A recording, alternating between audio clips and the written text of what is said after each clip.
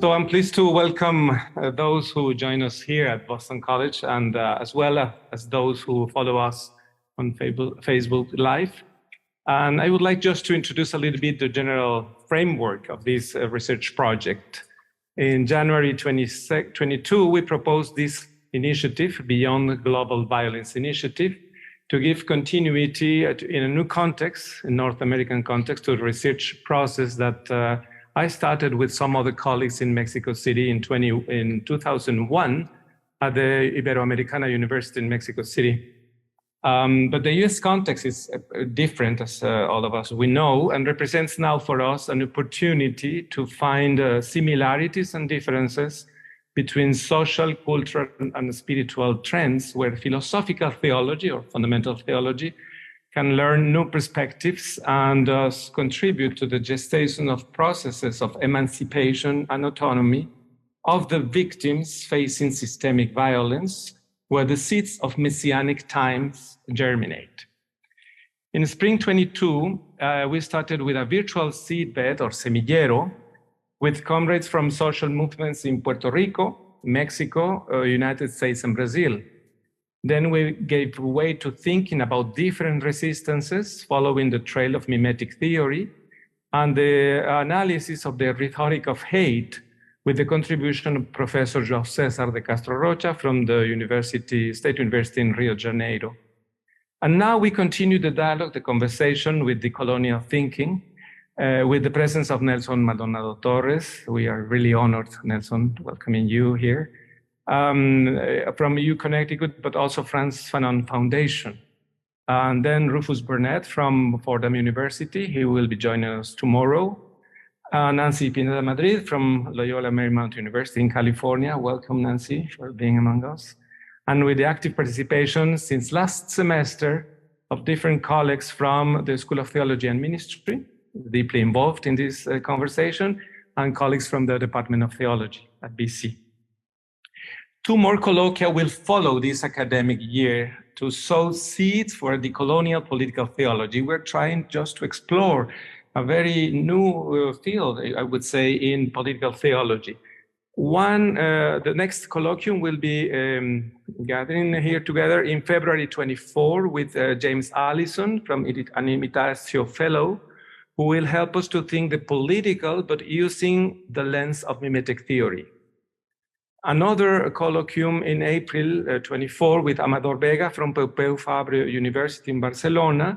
He'll be exploring the apophatic political philosophy, following the path opened centuries ago, among others by the great Catalanian Renaissance thinker Raimon Lull, who used to talk about divine depotentiation. So he will be exploring with us, Amador Vega, this idea. And also we will be welcoming Professor James Heisig from Kyoto. He's a specialist on the School of Kyoto philosophy, talking about the apophatic philosophy, to understand from different approaches what the political means today, following these authors. And we think that in this way, we will be able to propose some spatial coordinates to continue thinking about the common and the political from the theological background of the divine anarchy, I like that expression, that deconstructs, queerizes in some way, and decolonizes every idolatrous image of the hegemonic absolute, whether human or divine. In this way, we will be able to continue exploring in future conversations and collaborative works with anti-colonial social movements of diverse sign, the languages, meanings, and performativities of the survivors, as the main way to rethink the common with messianic and eschatological imagination. So allow me just to say a brief word about the methodology of the Conversatorio and its intimate relationship with semilleros or seedbed. A few years ago, the Subcomandante Marcos in Unitierra, Chiapas, Mexico, said that the Zapatista Army of National Liberation wanted to listen to the voice of intellectuals close to the struggle of the First Nations in Mesoamerica. And the command asked him to organize a meeting, and Marcos, together with Raimundo Sanchez, the president of Unitierra Chiapas, proposed a seminar. But the compañeros, the leaders of the Zapatista movement, told them that look for another word because it sounded like, in Spanish, identical to the house where the future priests they live, a seminario. So they asked the indigenous students and proposed the word semillero, or seedbed, because it's the place where the seed is preserved so that it is ready for planting in the cornfield. On the other hand, our dear Gustavo Gutierrez passed away some months ago, as he described himself, close to Ivan Illich and the group of Cuernavaca, a deprofessionalized intellectual, along with Ivan Illich and Robert, Silvia Marcos, and others. From Unitierra, Oaxaca, he proposed the word Conversatorio as places to listen and exchange insights, contributing to the collective generation of knowledge. It's an informal way to create knowledge together, as places to listen and exchange insights, contributing to the collective generation of knowledge. And that's why we have been trying to do in a virtual way last semester, in a virtual seminar with colleagues from the STM, from Fordham, from Loyola Marymount University, and then here at BC. With this model, we organized several colloquia in Mexico City, Cuernavaca, San Cristobal, Mexico, and other places where we learned to place academic knowledge in a different path, in a different mode, not in the center, but at the rear of social movements, twisting in some way and expanding Gramsci's idea of the organic intellectual. Of course, going beyond, but including this perspective of listening carefully social movements. There too, the role of the escuchador, the listener, was born. It is a person recognized by years of walking and learning with the people that has borne fruit in various writings, some in the mode of Western Academy, but others in popular and oral or digital formats for free access. His or her role is to listen carefully, but others to learn and babble in some way new ideas, coming from the knowledge that rooted in the ancestors continues to give new ideas, concepts, and categories to strengthen people and communities in resistance and re-existence. So the colloquium that convenes us today in the lands of the Massachusetts people tries to explore those roads of the epistemic South. I prefer this expression, not global South, epistemic South, transiting now new territories. So thanks to each one of you for accepting our invitation. We are sure that it will be a banquet in some way of listening, shared wars, and the gestation of bonds of solidarity among us and with the social movements that we accompany in different places in the world. I yield the floor now to the moderator of the day, Barbara Ann Kozee, doctoral candidate in theological ethics at the Department of Theology. Thank you, Barbara, for being here. Thanks, Carlos. Beginning with a small note of gratitude for Carlos, as well as Francis and Martine for the work that you all have done to set up this wonderful space for us. I feel so honored to be sitting next to these great scholars, as well as these wonderful faces in the room that we have today. I'm looking forward to a fruitful discussion. I'll begin with some introductions for our panelists here. So we have Nancy Pineda-Madrid, who holds the T. Marie Chilton Chair of Catholic Theology at Loyola Marymount University, where she has taught since 2019. She holds a PhD in systematic and philosophical theology from the Graduate Theological Union. She has published 2 monographs, the first being Suffering and Salvation in Ciudad Juarez. Her second and most recent book, Theologizing in an Insurgent Key, Violence, Women, Salvation, develops further groundwork for reinterpretation of salvation and the shadow of violence against women. She is president-elect of Catholic Theological Society of America. Our second panelist is Callid Keefe-Perry, who is assistant professor of contextual education and public theology at Boston College's School of Theology and Ministry. His scholarship is rooted in the Brazilian liberation tradition, especially in the work of Paulo Freire and Rubem Alves. Themes of public theology, critical pedagogy, moral injury, and theologies of imagination and theopoetics run throughout his work. Earlier this year, he released his most recent book, Sense of the Possible, An Introduction to Theology and Imagination. He is currently working on his next major project, an exploration of possible theological and church-based activist responses to white Christian nationalism in the United States. And lastly, Carlos Alvarez Mendoza is professor of theology at Boston College. He brings an international sensibility to his work as a theologian, examining issues of oppression, violence, and resistance. A Dominican priest who was born in Mexico and earned a doctorate from the University of Freiburg in Switzerland. He was a research professor at the Iberoamericana University in Mexico City, a Jesuit university, from 2001 to 2021. He has also been a lecturer and visiting professor at other universities in the United States, as well as Switzerland, Brazil, Germany, Colombia, Korea, and South Africa. He has served on the board of directors of COLLOQUIUM, International Journal for Theology. With that, I'll pass it to our panelists to kick off our conversation on epistemological issues. Mm-hmm. And the clicker, Just a minute. Has that right? Oh, thank you. Around it. Okay. And let me just say, I want to thank Carlos certainly for inviting me to be here. We've known each other for many years, and I have been a disciple of Carlos over here. So I follow his work and have been very interested in what he's doing. I think it's important work, not only not only here, of course, but around the world. He's just a towering figure. I am also really excited to be back here with so many friends. It's so good to be back here at Boston College. I really am very, very glad for that, because my piece is coming up. And maybe I'll just begin very quickly with a couple of comments. I studied, as you heard, systematic theology at the Graduate Theological Union in Berkeley. And as I lived there, I lived in an apartment that literally was located on the San Andreas Fault. And the local newspaper would daily have reports of the area's seismic activity, so significant that you see it every day in the newspaper.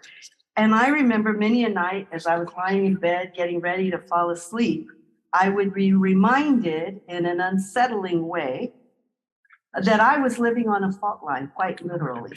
And my bed would shake ever so slightly just as I was nodding off. And I didn't know if it was me turning in bed or if something else was going on, I wasn't quite sure.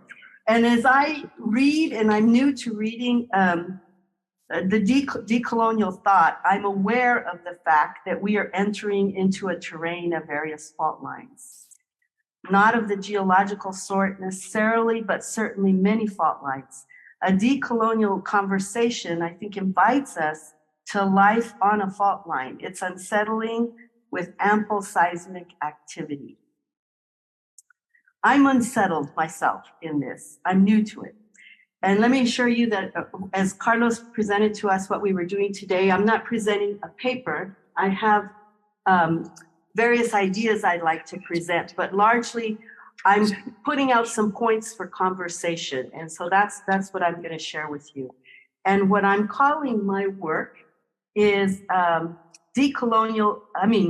epistemological cracks and evidence of fault lines and theological musings. So I'm trying to play with a few different ideas. I'm going to share quotes of others, some of my own, and then to comment on these, and to do so in terms of three different points. First, I want to talk about an epistemological crack. And then second, I'm going to look at the fault line of feminicide in Latin America, which I've done a lot of work on, and where I am today, which is looking at what is feminicide here in the United States. And we do have a problem in this country, but it's not visible. It's not sufficient. It's not at all sufficiently visible here in this country. But I think it represents an opportunity for us to really look at decolonial thought. And then finally, I'm going to look at some of the rituals of communities of survivors and how they are entering into space and time through various rituals that they're engaged in. So an epistemological crack.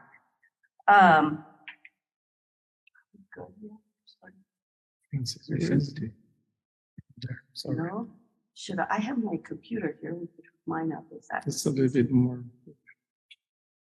okay? If you want to, yeah, I could. We just need to find it. We can't find the document. The doc, okay. Could you email me? I did. I emailed Francis. Sorry for this, but you Yeah. can continue. Yeah, Absolutely. You're- I don't absolutely have to have it in the beginning. I think as I move into my This is second fine. point, I will need it. Okay, so let me just say this, an epistemological crack, my first point. I want to begin by talking about what is decoloniality. I personally am new into this topic in this context. So as I was working on this, I read parts of Walsh and Minolo's book on decoloniality.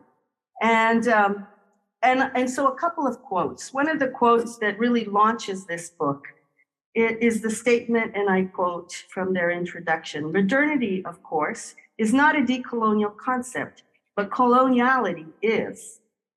Coloniality is constitutive, not derivative of modernity. That is to say, there is no modernity without coloniality. Thus, the compound expression, modernity/coloniality. So they're looking at these as a single concept, as a single idea. Our intent is to help our readers in their work to understand the colonial matrix of power, how it was constituted, managed, and transformed from its historical foundation in the 16th century to the present. But the intention is also, and more crucially, to push considerations of how decoloniality undoes, disobeys, and delinks from this matrix, constructing paths and praxis towards an otherwise of thinking, sensing, believing, doing, living. Okay, so it already points us in the direction of epistemology. They note that the colonial matrix of power created a particular kind of knowledge, a kind of knowing that decoloniality wants to make visible. That is how modernity and coloniality has worked and continues to work to negate, disavow, distort, and deny knowledge's, subjectivities, world sense, and life visions, close quote. Okay, so that in the large part frames the project, and I present that, I think, for wonderful. Some of you, great. Okay, so these are my 3 points, and here's the book I'm talking about, which many of you may be familiar with. And as I dipped in and out of this book as I was thinking about this presentation, and part of where I want to go with this point on epistemology is that they speak of theory and praxis as necessarily interrelated, that they are constructions that presuppose the basic praxis of living. And they're talking about wanting to undermine and put aside the theory versus praxis, the way they're often presented in a contrast to one another. And they remark that, and I quote, for us, this is my word. For us, theory is, no, this is them. For us, theory is doing and doing is thinking. They go on to describe the integral nature of theory and praxis, noting that there is an interdependence and a continuous flow of movement of both of these. And it is the movement that decoloniality is enacted. It is in this movement that decoloniality is enacted and at the same time rendered possible. So I pull that out because I'm very interested in the relationship between theory and praxis that they're talking about in particular.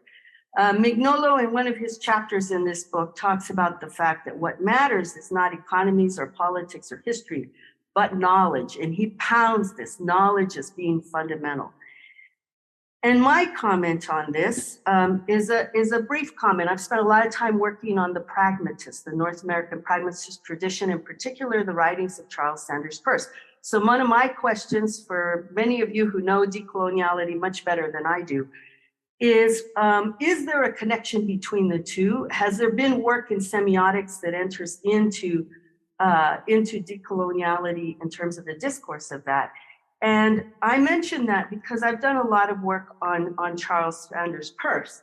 And the reason this is a central statement of Peirce, his pragmatic maxim, that's central. It's confusing in the way that it's worded here, but he's not known for being clear, even though coming out of how to make our ideas clear, you might wonder exactly how it is. But you'll see here, consider what effects that might conceivably have practical bearings. We conceive the object of our conception to have. Then our conception of these effects is the whole of our conception of the object. What he's trying to get at there, he's trying to articulate the relationship between praxis and theory. He claims that the primary purpose of our thinking is to produce habits of action. And there is no way to think about truth, he would argue, except through praxis. That truth fundamentally is a concept that's rooted in praxis. And so the reason I'm putting this on the table is I'm wondering, he's not, I don't think, sufficiently studied, and certainly not in theology in the United States. There are some books that engage him, but not nearly enough, in my opinion. And I wonder whether folks who do decoloniality have worked with this kind of an idea. Let me push this a bit further. That if a proposition is logically inferable by deduction, induction, or hypothesis, those are the hypotheses. Those are the three ways he talks about epistemology in those three categories. From the sum of all possible information, past, present, and to come, then it is absolutely true. So what he's trying to suggest is if we have a concept and we're trying to judge the credibility and truthfulness of that concept, that can't be judged without looking at all the implications of that concept. It's not utilitarian, so it's not simply what actually has happened or what we may anticipate will happen, but what could happen. So it includes the notion of possibility, and certainly in history, in our present, and in the future. So it's a very broad concept. And with that, truth then becomes what we name as truth is always tentative and always revisable. Okay, so I think that's important. This is a whole system of thought for which praxis is at the heart. So it's exactly what I hear Mignolo asking for and Walsh asking for in this book.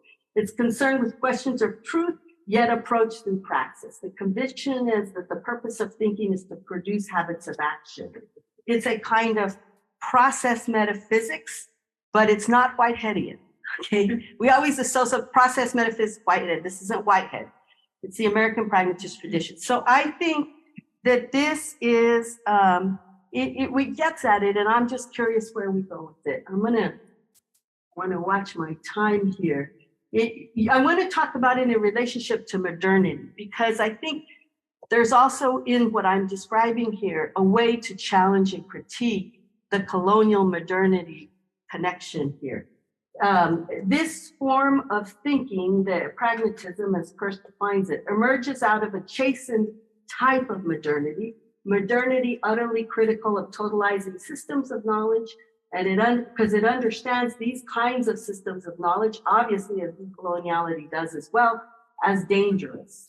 Okay, at best, knowledge achieves some clarity and plausibility, but knowledge is never absolute. It's always revisable because new possibilities emerge. We have new information, and what we think is true today, we may change our mind 100 years ago because we have new information, or we imagine and see possibilities that we don't see today.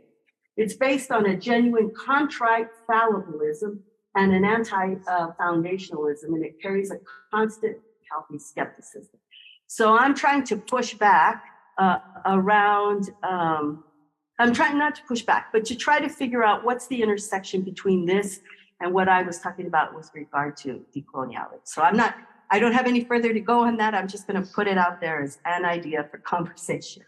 Okay, another point. So now we're going to look at the fault line of feminicide in Latin America and feminicide within the United States. Do you know how much time I have? Somebody's tracking my time. Yeah, it's important. How much time? Barbara 10 said- minutes. 10 minutes? Let me do some math. Okay. Okay. So what I want to do is to just mention, I was born, if you read, in the decolonial work, people talk about borderlands. And I've done a lot of work on, for example, Anzaldúa. Gloria Anzaldúa is often a thinker who's cited in this discourse, among others. And I grew up in El Paso, Texas, and very much with a borderlands perspective, where you're constantly trying to figure out, okay, where do I land in the middle of these contrasts? And out of that, as the violence started to erupt in Juarez, I started looking at that violence and worked on feminicide and to look at how does theology provide a response to the phenomenon of feminicide? So what is feminicide? Some of you may know this, you may know my work, others maybe not. But I'm defining feminicide as the killing of a woman because she is a woman. That some would use that definition for a single murder. So that often is called femicide. Feminicide, which is a term I use in all of my work, is certainly that definition, but also a large number of assassinations. We're not talking about individual murders as single events, but a large, widespread systemic reality. They're brutal, sexual in nature. There's a system of impunity for the perpetrators. As I wrote a book on this with regard to salvation in 2011. I thought at the time that the violence that I was documenting in that book was at its height. I learned that in fact I was wrong, and the violence became much worse. Much more recently, so I'm going to jump over this because I want to share some new work I'm doing. So just a year ago, I published this book, which is also on violence, but what it's doing is it looks at the theological questions that are embedded as we engage this violence, and both books do that. But this one does it in terms of trying to begin with what happens in our lives that give rise to the question of salvation. What puts that on the map? And then looking at violence against women as women, that there's a targeting that is gender-based, and then how we construct salvation and are thinking about salvation. Okay. So those books are part of my history. But what I want to talk about primarily today against that context is that the horror of feminicide has erupted on every continent of the world. Of the 25 countries with the highest rate of feminicide victims, a disproportionate number of those are located in Latin America. Of the top 25 countries, 11 are Latin America. Okay, among them, Argentina, Bolivia, Brazil, El Salvador, Guatemala, Honduras, Mexico, Panama, Paraguay, the Dominican Republic, and Uruguay. And there are and many others. So it's pervasive throughout Latin America. It's much more serious today than it was when I published my first book in 2011. In addition to Latin America, feminicide is on the rise in Africa, Asia, Europe, the Middle East, and North America as well, is documented in UN reports, World Health Organization reports, Amnesty International reports. In the United States, feminicide is also present. Nevertheless, it remains an invisible evil here. Small pockets of scholars, some activists, a handful of communities are working to bring feminicide in the United States to our attention. But generally, the US public remains unconscious of this violence. And I mention that because in doing my first two books, I didn't want to leave folks with the impression that this is a problem external to the United States, somehow that in this country, these things don't happen. That is not true. And in fact, even what was happening in Juarez and throughout Latin America, a lot of that is driven through where we are in terms of the arc of capitalism, and certainly NAFTA is part of what triggered what was going on in Ciudad Juarez. Okay, so here in the United States, we have our own story of feminicide, mostly the dark faces of the faces of dark-skinned women While sexual violence is on the rise for all women in the United States, Native American women and girls experience rates of physical and sexual violence that are far greater than the rates for other groups of women in this country. I'm going to focus on Indigenous women in the United States, who have been among the most severely impacted by feminicide. To understand feminicide as trauma known by Indigenous women, it is key to recognize that the larger context of violence that tragically marks Native women's lives. For example, and I quote, this is a quote from ABC News.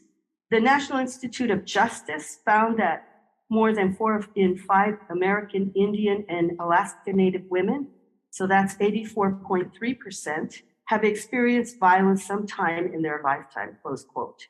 For the year 2017, the FBI's National Crime Information Center received more than 5,700 reports of missing and murdered Indigenous women and girls. In 2018, the Center for Disease Control and Prevention reported homicide as one of the leading causes of death among American Indian and Alaska Native women. So bear in mind, there's a very serious problem here. Bear in mind that in the United States as a whole, 60 to 71% of all Native women, and I'm picking this up from the report that's up here behind me, are of all Native Americans and Alaska Natives live in urban or rural areas that are not tribal land, accordingly not on a reservation. Murdered and missing Native American women are documented. The killing of them is documented in this report, Missing and Murdered Indigenous Women and Girls. It's a snapshot of 71 urban cities in the United States. It was written by Anita Lucchesi, who's Southern Cheyenne, and a University of Arizona doctoral student, Abigail Echo Hawk, who's a Pawnee, who's a member of the Pawnee community, and produced by the Urban Indian Health Institute. It's a division of the Seattle Indian Health Board, and this report was published in October of 2018. And while this report acknowledges that the over 5,700 reports of missing and murdered Indigenous women and girls, it also notes that the U.S. Department of Justice missing persons database has only reported 116 cases. So we have 5,700 cases in one case and 116 over here. So yeah, what is going on? The majority of these murders are committed by non-Native people on Native-owned land. The lack of communication combined with jurisdictional issues between state, local, federal, and tribal law enforcement make it nearly impossible to begin the investigative process. So reliable demographic information is difficult to come by. Why? But there's a proliferation of this, and I'm pursuing it because when you go on websites or on Google and you try to figure out what's going on in Alaska, there's a zillion reports of local communities that are lifting this. So let me just flesh this out a little more. While the state of New Mexico has the 5th largest Indigenous population of any state in the United States, in 2016, the state of New Mexico had the greatest number of cases of murdered and missing Indigenous women and girls of any US state. Of all cities in the United States, and second only to Seattle, Washington, Albuquerque, New Mexico in 2016 has the horrific distinction of being the city with the 2nd highest number of missing and murdered Indigenous women and girls in our country. Gallup, New Mexico, which is a very small city, nonetheless, it is ranked in the 6th on this list as having the 6th highest number of these killings in the United States in terms of an urban area. The median age of women that are being killed is 29 years of age. The Indian Affairs Department in the state of New Mexico reported that in December of 2020, the rate of Native American women killed in the state was 6.1 per 100,000 in the state of New Mexico. Alaska has a very serious problem. Indigenous peoples are 19% of the state's population. Anchorage was listed as having the third highest number of murdered and missing Indigenous women and girls. And why is that? Well, part of it is the physical environment and the vastness of Alaska, with so many isolated villages where there are no roads in and out. That's commonplace throughout the state. This has been one of the greatest factors at play in trying to and not being able to achieve an accurate number in terms of those murdered, raped, and missing. The sheer size of Alaska makes reliable data virtually impossible. Why is this important? Because what we're seeing in a way, here's a fault line where we have an impunity that's going on. These murders are occurring and there is no justice. And the possibility of justice for these murders, for people who have been murdered, is next to nil. So another state I could look at, I won't go into it in quite the same detail, but Minnesota. Do I have Minnesota up here? Yes.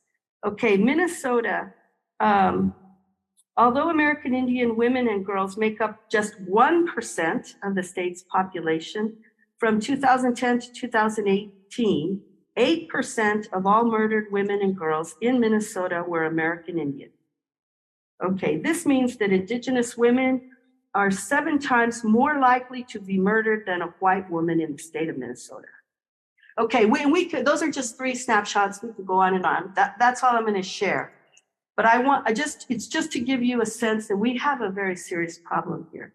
Women of color know this tragedy, and these trying to understand that is in a very nascent stage. I think it remains invisible because there's many ways that violence in the United States has become normalized. In general, there's a normalization of violence in Western culture that targets all kinds of vulnerable populations, especially women, people of color, the poor, alongside other people. And the economic elite are trying to kind of keep this, under wraps and invisible because it protects their superiority. So where do we go? So that's one problem with the invisibility. Another one is that there is a report that was done of comparing the problem of feminicide in France to the problem of feminicide in the United States. We have a problem which is reorganized in terms of the number of people living in this country versus the number of living in France. The problem in this country is 10 times worse than it is in France. But if you go to France, there's all kinds of publications that are being produced on feminicide. So it's invisible. We have a situation of schistosis here in this country. And I mentioned that because at the same time, I spent some time looking at, I was just interviewed by NPR on the doctrine of discovery and how that really has planted the seeds. And so you see this intersection of Christianity and Christianity and this kind of violence, the intersection there in the doctrine of discovery and its ongoing impact even to our own day. And I think we need to do a lot more to pay attention to that. And the decolonial discourse, I would like to know, my question from all of this is, how does the decolonial discourse help us to make these elements more visible? And I'm struggling myself to figure that out. So that's my question, and I'm probably Maybe like 5 or 10 minutes. Okay. Oh, really? Oh, wow. Okay. Okay. Maybe 5. So this, okay. Okay. Yeah, I was trying to move fast here so I would get through. I just wanted to say that the doctrine of discovery, we may not be that versed on it, but the Canadian bishops have done a lot more work on it than the US bishops have. They're light years ahead of us. And if we want to take a lesson, I think they point us in a direction that's much more useful and productive for us to pursue. So I'll just leave this with that, but we could talk more about this if you'd like. in the coming moments. Let me just say a few words about rituals of communities of survivors. So in Ciudad Juarez, you see this is a telephone pole that was marked with the Black Cross. This was shortly after these killings started. So in the late 1990s, early 2000s, you start to see these crosses appear throughout the city. Often the authorities in the city would try to wipe them away, but the women would just repaint them, okay? So as the problem increased and got worse and worse, you see a movement into the public space to make this evident and visible. So this was one of the early ways it happened. A connection here, here's a connection to our own Christian tradition, Éxodo por la vida de las mujeres in Ciudad Juarez. And so what you see here is marches that were occurring, drawing on Exodus and seeking a kind of a liberation. And just as the Jews were seeking with the Exodus and trying to make a connection, I think that was very powerful to suggest that because a lot of the civil authorities were not willing to look at this very seriously, there was an attempt to say, okay, the conversation is going to escalate to the level of the transcendent, to bring God into the conversation. So you see marches like this happening repeatedly, often on the 8th of March, which is, of course, International Women's Day. There are marches of this kind. Here are some other examples. Then, you'll have in the Campo de Algodón, which is the cotton, what are called the cotton field murders. A lot of these pink crosses went up with the names of the women written on the crossbar. So the point here is that there's an attempt to occupy space and to bring a visibility. And yet it's an ongoing tension. The authorities in Juarez ultimately created a park for this, but then they put like 8 or 9 foot walls all around the perimeter of the park. So if it's in the middle of town and in the middle of a city, it's a 2 million people live in Juarez. It's a big city. You could drive past it and not know what you're driving past, right? So you see an ongoing tension there in terms of a tension around visibility as well. All kinds of marches. This is on the Mexican side. This picture's taken from Juarez looking towards El Paso. So this is a bridge connecting 2 cities. And if you look right here, you see the installation of the crosses. It's another way of occupying time and space, the link to the crucifixion of Jesus. And then these little papers that have the names of victims. So this is one way that space and an aesthetic dimension has come into to be critical of the violence that is going on. Authorities in Juarez kept wanting to take this down. Within a day, the women would rebuild it. The women who are on the streets, another protest, more protest. Artists, I also wanted to highlight what they're doing. So this is an artistic image of Our Lady of Guadalupe crying out, and you can see here an interpretation of a kind of a more idyllic image here on the left, and on the right, the pink crosses, and a crying out against the violence, this body with the head cut off. And so to illustrate that, and then guns on the bridge moving across. So I'm saying that because, again, attempting to create a discourse on a whole different level. Here's another image, right? The Pietà Guadalupe holding a victim. So very interesting in terms of how there's a reinterpretation of the crucified, right? With this woman who is the victim of a crucifixion. So in the United States, I have a number of pictures here in the United States. I'm fairly new to looking at this topic, so I don't have a lot of commentary on this, but you start to see a symbol in public of a red hand, and that's the symbol that is being used to document a resistance to these murders. And there's installations that are built, the occupying of space as well. Native Hope here is one of the organizations that has a website that's trying to bring public visibility to this terror. And here are some other examples of protests. No more stolen sisters, right? So you see the red handprint, that you see that over and over again here in throughout the United States in terms of Indigenous women protesting these murders. So these are just a number of images. So that's what I was going to share with you. And what I'm looking for is trying to sort out how decolonial thinking can help us bring greater visibility to this tragedy. Thank you for your attention.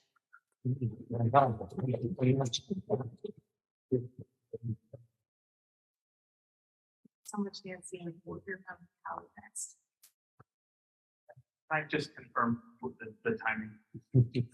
30 minutes. Yeah, 30 to 30. Thank you.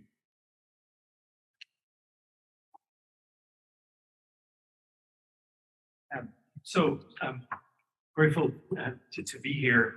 Similar to Nancy, I don't have a kind of culminating thesis here, but I want to contribute some different angles on this question of epistemology and what the kind of Christian tradition has to say about this as it intersects with decoloniality. And I want to start by saying, I was greatly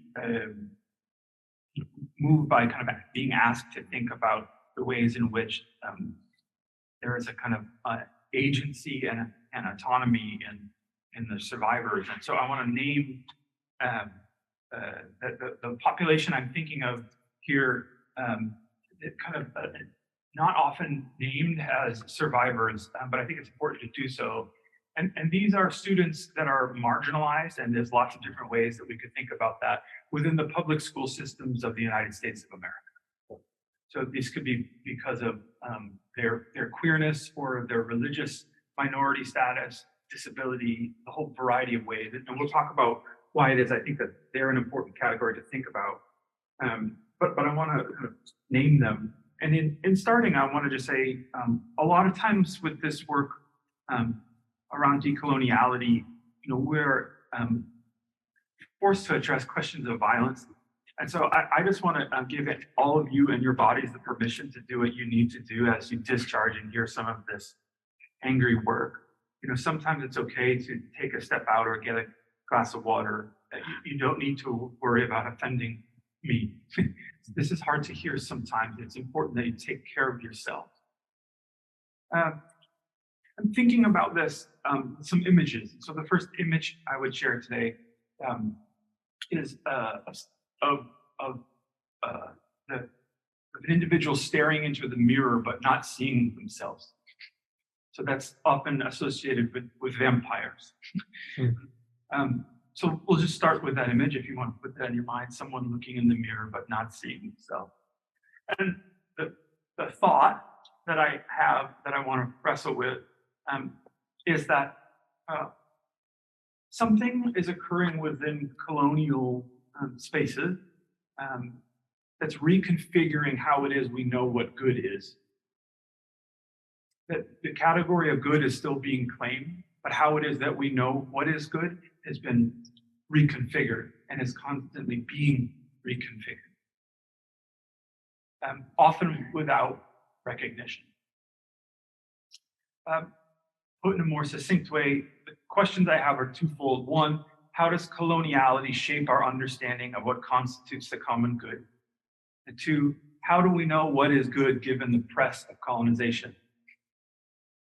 I'm very suspicious of claims that say we can get outside of coloniality. Therefore, the question of how do we understand what is good within coloniality must be tackled. For me and my work, the way that I understand coloniality on a more daily or weekly basis has to do with my work studying Christian nationalism. And so I believe, and I won't go into the details here, if folks want to talk about this more later, we can, but I think that what gets called Christian nationalism, or white Christian nationalism in particular, is a kind of inheritor of the kind of the modern day work of colonization still being done and wreaking its violence on these lands. So to set that up, I want to talk a little bit about kind of white Christian nationalism, and then think about it historically, epistemologically, legally, and then kind of think about what does that mean for those of us that think about decoloniality from a theological perspective.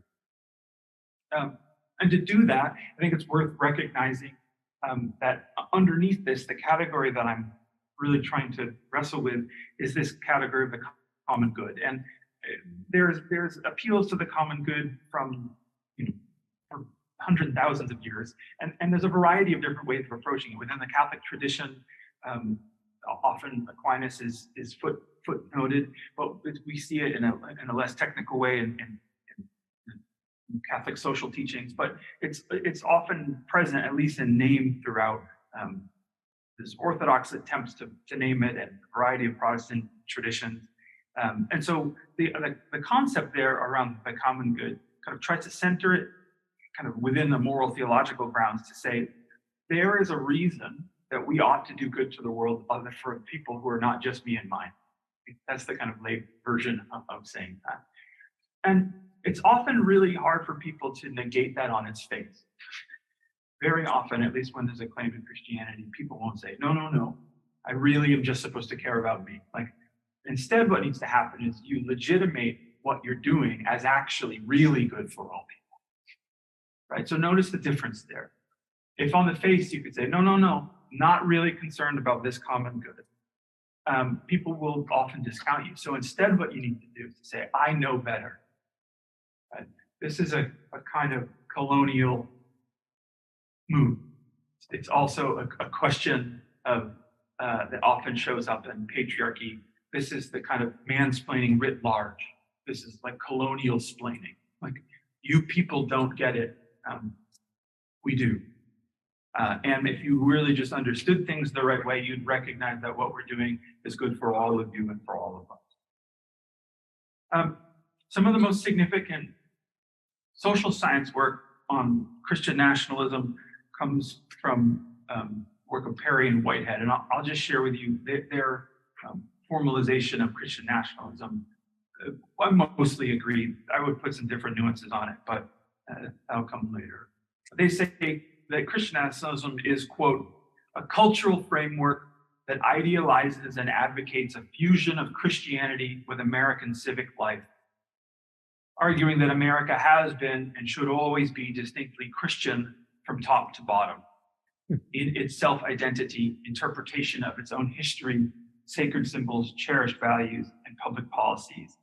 Those who support Christian nationalism aim to keep it that way. Now, inside of that quote, Christian is put in scare quotes, because the question there is, what do we mean by Christian?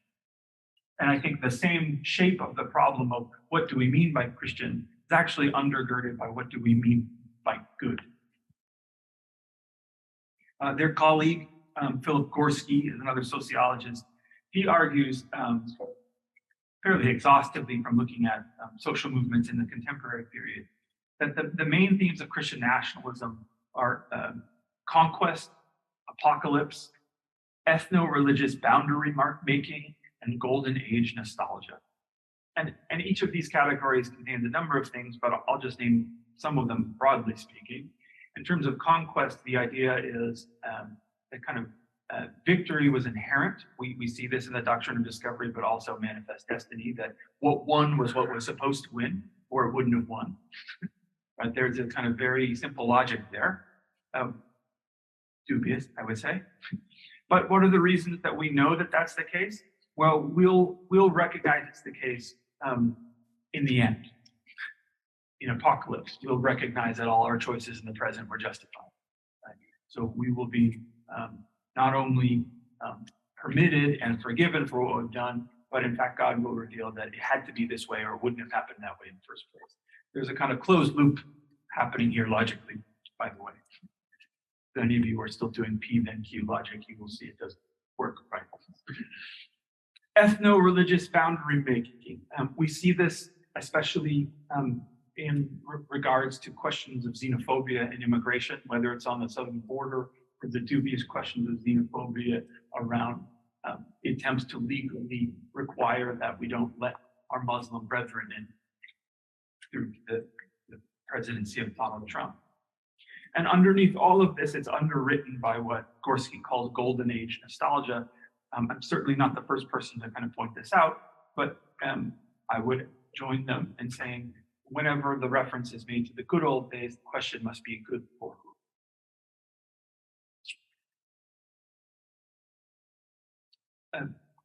In all of these instances, people who are associating with these themes aren't necessarily wearing pins that say, I support Christian nationalism. But by associating with one or more of these points, there's a kind of constellation being drawn in which personal conversation or even conversion and piety is not enough. Society must be made to reflect Christian views, so that what results is a kind of Christian totalism that's functionally the opposite of pluralism. And I'll say, in the last 6 months, we've seen an uptick in people who are, in fact, claiming Christian nationalism as their party platform, saying liberals who are opposed to Christian nationalism are opposed to both Christ and the nation, both of the things I love. Marjorie Taylor Greene, currently elected official in our country. So I want to suggest that part of what's happening theologically within Christian nationalism is a sacralization of the nation state. That the political entity of the nation state is being treated as if it were a holy thing. And I think that this is worth doing theological work on. Most of the writing in Christian nationalism tends to come from political science or religious studies and sociology, including some folks who are themselves Christian, but theologians have not done a whole lot of work thinking about Christian nationalism, and I think we're behind in that regard. So that's one of the places I think it would be worth looking, is what happens when the state violence, authorized by its nature, by its political existence as a nation state, becomes sacralized. Well, then the jailing of migrants, placing of bodies in cages, becomes God's work. Right? If the state is in fact clearly what should be happening because God's work is being done, then the violence of the state becomes God's violence. And all of it gets underwritten under the sacralization. That's more than dubious. I think it's heinous. So the work around ethnocentric border making and conquest and apocalypse and that golden age nostalgia, I think ultimately wreaks havoc with our ability to have large-scale conversations about what good means, because the sides kind of cross each other, where we say, no, we are doing what is good. You are ruining the country. No, you are ruining the country. And even the language falls apart, that we're not actually able to talk. But I want to suggest that that's not accidental in the slightest. And there are two things that I want to name as what I think is part of this colonial reconfiguration of the good, and I call them selective universality and apocalyptic narrowing. And I'll talk about what they both are in a moment. But I think theologically speaking, these are some of the moves that get made, not always cognizantly, sometimes in a latent way, but that we can see throughout colonial projects, especially colonial projects that deal in epistemology, selective universality and apocalyptic narrowing. I want to give you just a case study, a short one, as an example to kind of lift these two up. Nancy talked earlier about the doctrine of discovery, which is a theological claim, but I want to name that theological claim is part of active American law. So I want to take a look for a moment about the 1823 Supreme Court case, of Johnson versus McIntosh. I won't go into the details of it, but it's important.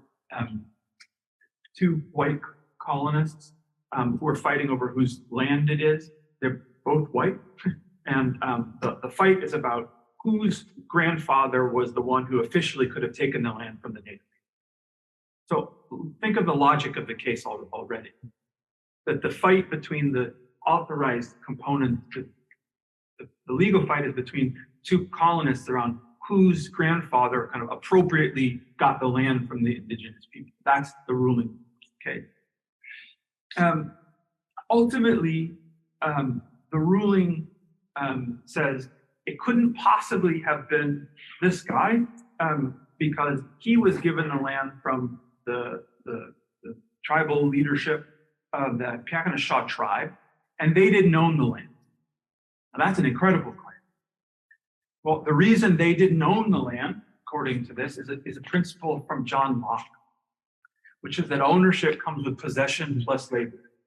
And the indigenous people hadn't done enough labor on the land to own it. They left it as it was and therefore had no claim to it.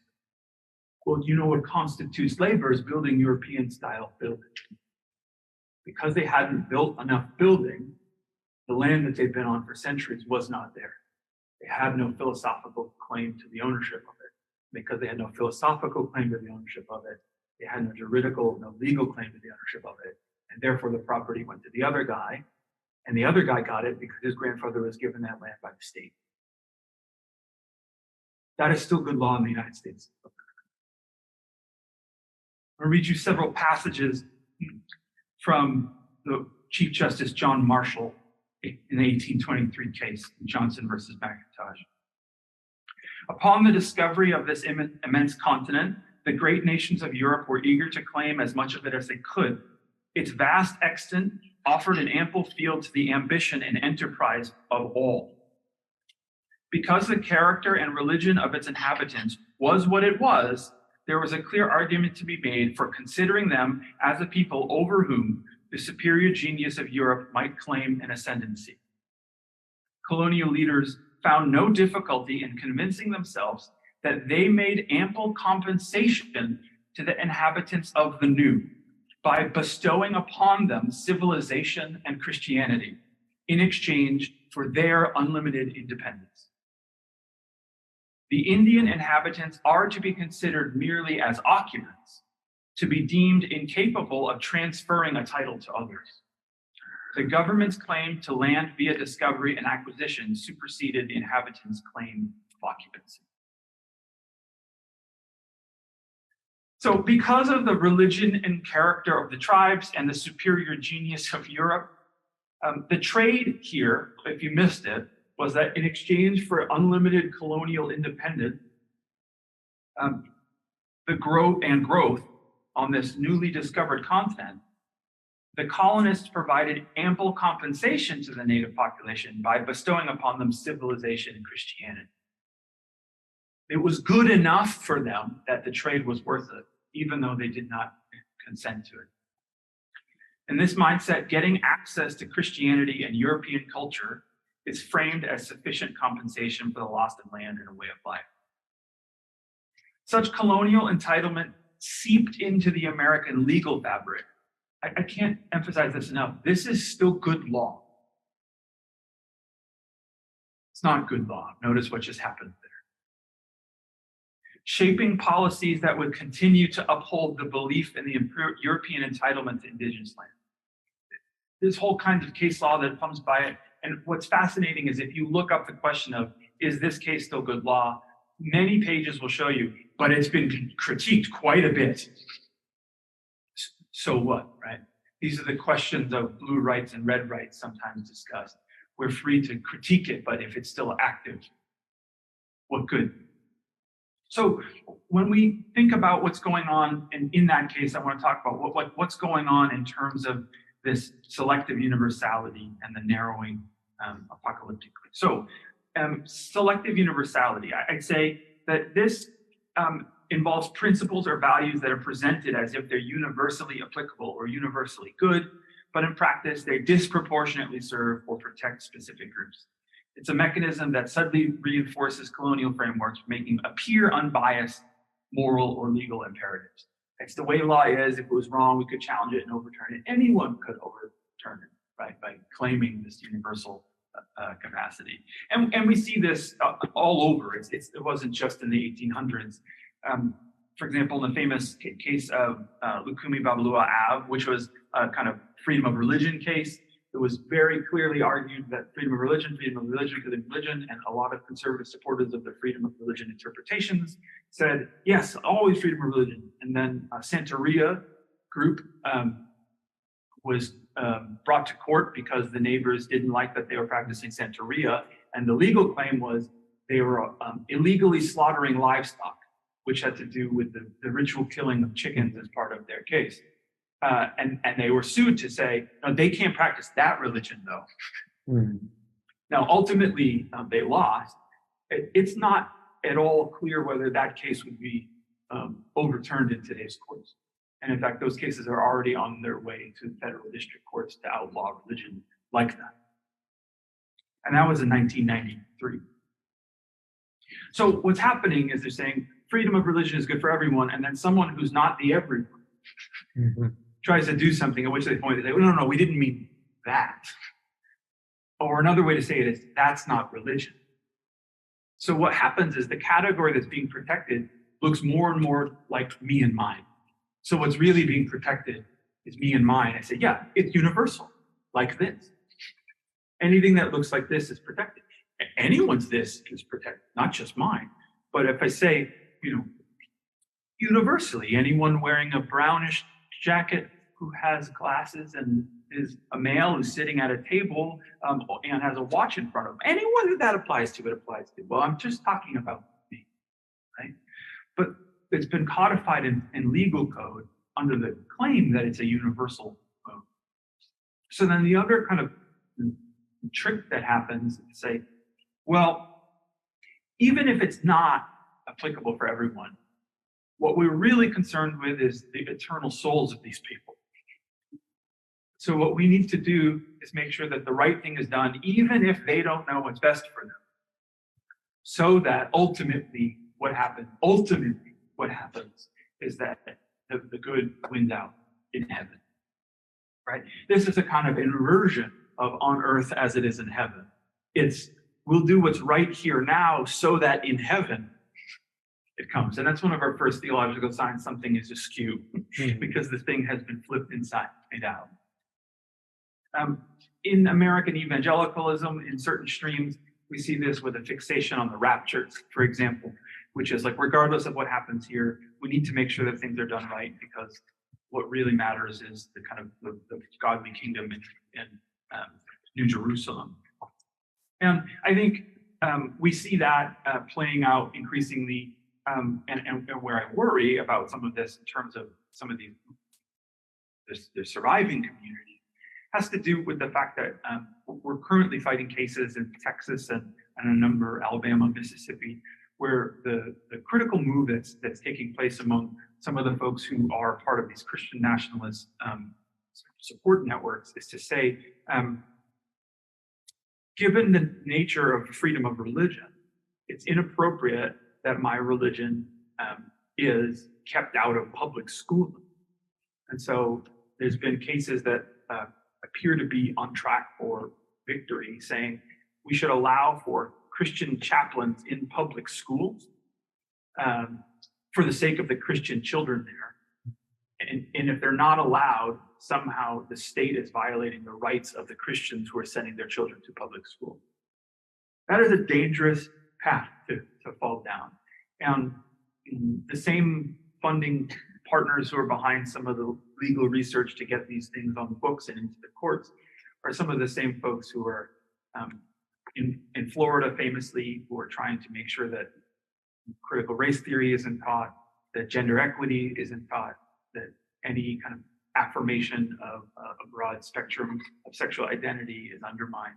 And these constellations kind of point to a sense of goodness being reconfigured, that what goodness is what we are, and we are for that for everyone, but what we are for everyone is us. for everyone. Vibrant. Great. So I think that the problem here is worth kind of playing with a little bit, in that it's not just that there's a kind of use of the universal that is going awry. It's that the way that the universal is going awry is kind of sneakily pointed towards kind of colonial maintenance, while small things get so busy it's hard to pay attention to the larger move that's happening underneath it. Again, go back to the beginning. If someone actually said, I'm not concerned with the common good, it would be pretty dismissive. But instead, what the claim is that, no, I am interested in the common good. For example, it's universally accepted that the traditional family is such and such and such and such and such. And what we've done is just associate my perspective on what the ultimate value of familyhood is with how it is and how it's always been. Well, once again, I want to ask the question of this kind of golden age nostalgia, good for whom? And if we think about marginalized children in school, they're caught not just between a rock and a hard place, but like a rock and a hard place in a bandsaw, right? As children, they don't have the ability to advocate in the same way legally, but they also don't have the ability to get outside of those systems. And increasingly, we've seen it recently in Colorado and Missouri, the kind of the rise of these public charter schools founded on Christian classicism. So that what begins happening is public schools get run by for-profit charter corporations, run by some of the same funders that are funding some of these Christian nationalist projects. And they're not private. They're public schools being run by private corporations who provide all the teaching, all the writing, and all the pedagogical coaching. And then you have to keep going to that school because it's your public school. So we are forcing some of the most marginalized folks into these communities where we then don't discuss any of the challenge. Again, the issue is that in the spirit of universalization, we actually just refuse to see that what the universal is just us. I'm going to close with a small poem by the poet William Stafford. I won't explain it when it's done, so if you don't like it, you can just ignore it.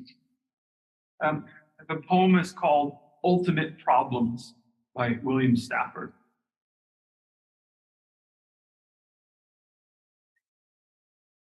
In the Aztec design, God crowds into the little pea that is rolling out of the picture. All of the rest of things extends bleaker because God has gone away.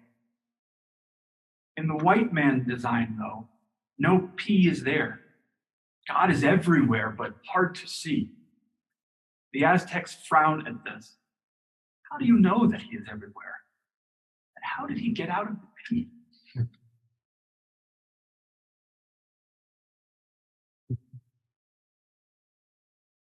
Yeah.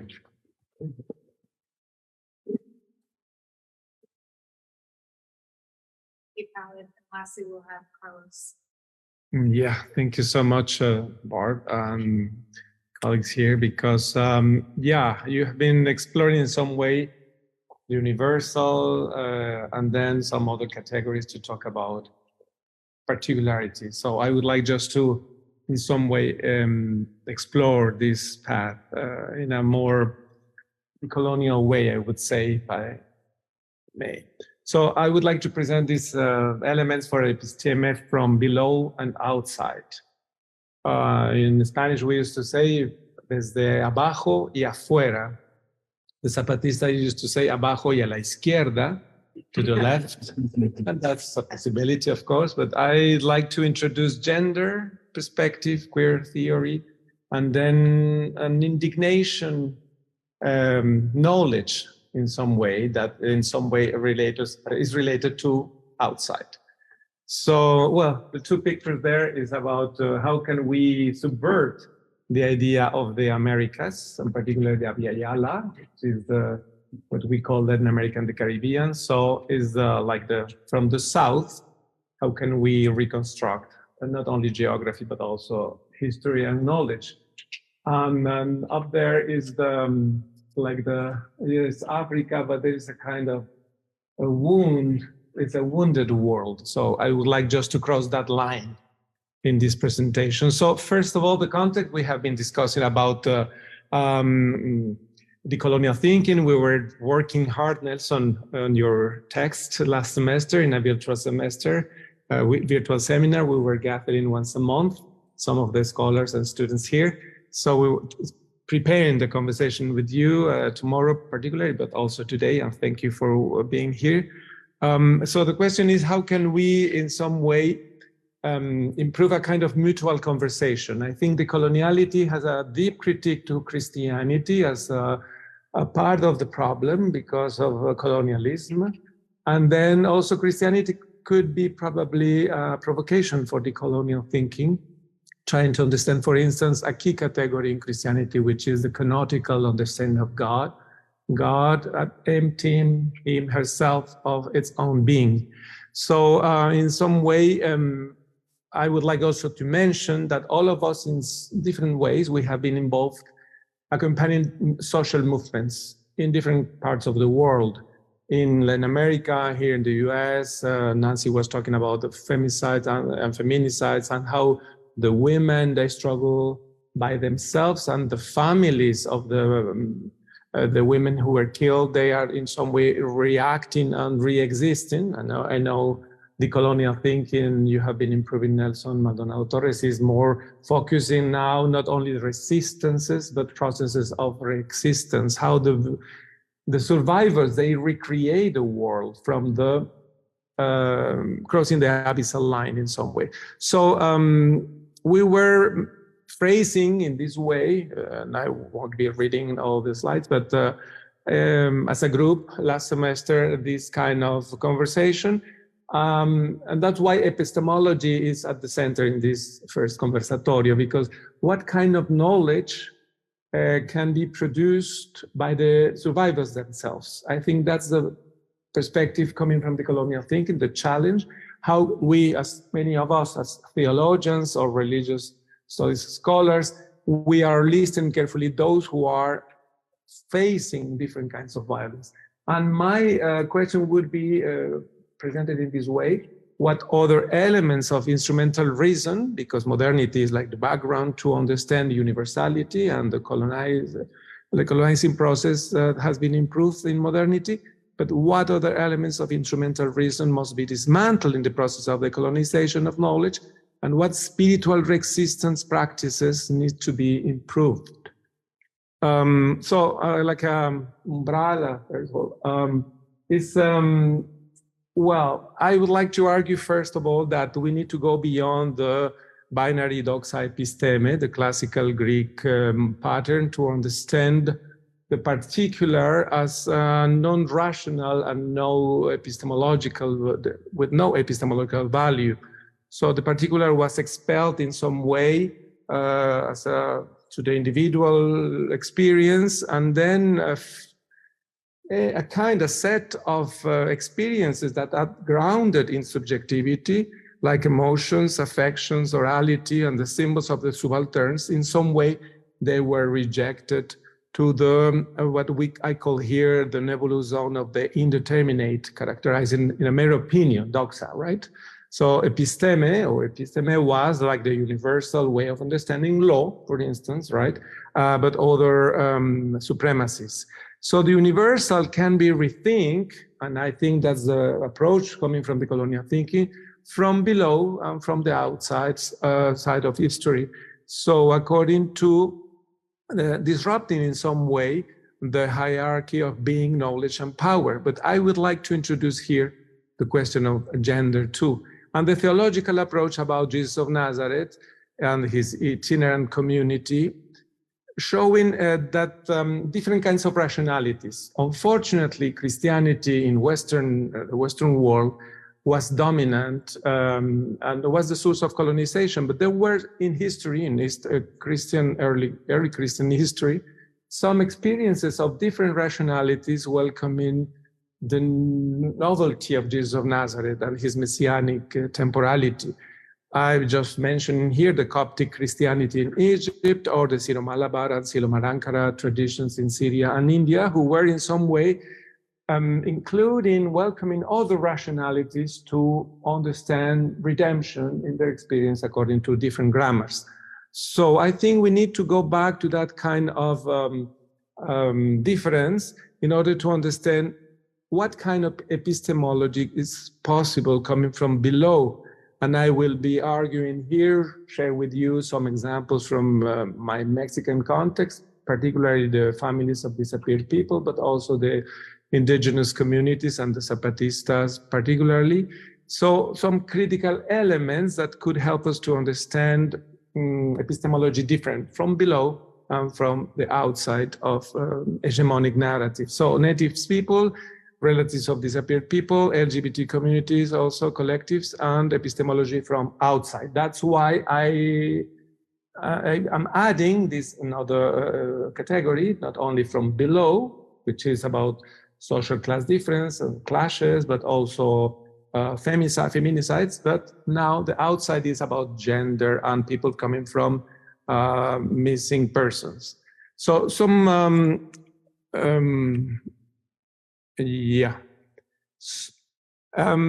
colonial turn is absolutely relevant today to reframe epistemology, because it's introducing what some of you, or like Mignolo, before Mignolo, of course, Dussel and Aníbal Quijano, a phrase like the decolonial turn, particularly including race as a production of modernity, and then creating like the basis of this kind of colonization. So using the lens of race, but I think intersectionality of gender in some way proposed by queer theory, and what I call here the cognitive indignation, basurización de la vida, coming from the people who are facing different kinds of systemic violence, is an important tool to reframe epistemology, because they're facing necropower or the necro machine. There are authors like Rosana Reguillo, an anthropologist in Mexico, that she tries to understand what kind of devices, tools are created by necropower in order to reproduce this kind of universality coming from the hegemonic powers, but at the same time getting invisible and producing invisible bodies, their life, and this kind of basurización de la vida, which is a garbage process of human life. So the question of the cognitive power of the indignation, I think it's absolutely relevant in the colonial perspective. And Christianity has probably a very important lens to understand better this narrative, this grammar, following the narrative of the cross and the resurrection, the wounded and resurrected body of the Messiah, not only Jesus of Nazareth, but also all the victims in history. So what I'm trying to in some way explore, is the second element that I would like just to share with you now, is following this decolonial path. We are probably, we need to quote not only great authors, right, but people resisting because they are experts in their own humanity. They are those who know better how to dismantle patriarchy or femicides, how the families of femicides, of women killed in femicides, they are resisting, they are re-existing. Obviously through rituals, protests, demonstrations, but also trying to improve a new agenda in human rights, for instance, for women in different countries, in Argentina, Brazil, or Mexico, or here in the US. So the question is, the agency coming from the victims themselves is a source of knowledge. Mm-hmm. And I think we need to be very careful about that, listening carefully to those who are resisting because they are the source of knowledge. They have some intuitions to give us this kind of epistemology from below. It's under construction, but I would like just to mention some examples that in my experience, I've been attentive to. So those ancestral knowledges in some way, those who have been surviving for centuries, like the indigenous communities, They offer two kinds of principles in some way. I would like to phrase them as epistemological principles. The first one is a relational anthropology, relational, because it's rooted in what they call the First Nations in Abya-Yala. It's the native name of the Americas in Panama, and has been welcomed by different indigenous communities in Latin America as the original name of this land, this continent. So they moved from cosmología to cosmovivencia. It's a different understanding of the word. Cosmology is about the word, logos, right? Cosmology. Cosmovivencia is different. It's an experience of being part of the network of beings where I'm deeply related to the others. It's as some of you I know, Simon, you have been working on that, the relational anthropology. And I think decolonial thinking needs to think deeply, carefully, what kind of implications have this kind of approach. So we go to the center, we need to go beyond the Cartesian subjectivity. Ego, not only ego cogito ergo sum, but as Enrique Dussel pointed out many years ago, cogito conquiro ergo sum. I'm a conqueror, therefore I exist. That's the shift coming from the reverse side of history and then revealed as a process of colonization, right? So the question is, how can we overcome in some way this kind of process, decentering the Cartesian subjectivity? In recent years, last year actually, Boaventura de Sousa Santos, I know he's an author, a complex author, but anyway, he proposed that we probably would need to go back to the idea of God related to Spinoza more than Descartes. Spinoza is more related to an understanding of God is not a pantheist, an entheist probably author, because it's not related to reason as individual act of autonomy. So probably going beyond the Cartesian subjectivity, we could understand differently the wisdom coming from our First Nations. In that sense, well, what I call here community dreams is the role of imagination. Once again, some of you have been working a lot on this issue, but according to the Maya traditions, for instance, that's the role of the elders in the community and the ancestors to get connected with the community through dreaming in order to understand better reality. I remember 10 years ago, a gathering of 2,000 people in a conference of Theology India in San Cristobal de las Casas, Chiapas, in southern Mexico. And we were gathered together 2,000 people for 1 week. And we were experiencing a kind of process in order to prepare dreams during the night. We were reading texts in the Bible about dreaming, but also the Popol Vuh. And working in small groups, 10 people, we were sharing every day, it was a kind of workshop. But it was very interesting the way that the Maya tradition is in some way inhabiting dreams as a source of knowledge for the community. And the problem that we were in some way trying to resolve together was why the young generation doesn't want to pursue the tradition offered by the elders. What kind of crack the communities are facing. So it was amazing that going back to the sources that they have in their own culture and the role of imagination, even dreams, but a lot of sharing words like palaver method in Africa, of course, and so on. The creativity of knowledge and imagination, but a shared imagination was absolutely relevant. And it was a process of at the same time listening carefully to the other, sharing what I in some way experienced, listening to the other, but also dreaming, and then creating new categories to understand, for instance, this kind of issue and proposing some resolutions, what the communities were allowed to do in order to promote in some way, improve communication between different generations. So the community of dreams is a process of knowledge and decision making and it's a collective generation of knowledge. I think the elements who are present there, like oralities, symbols, imagination, are absolutely relevant.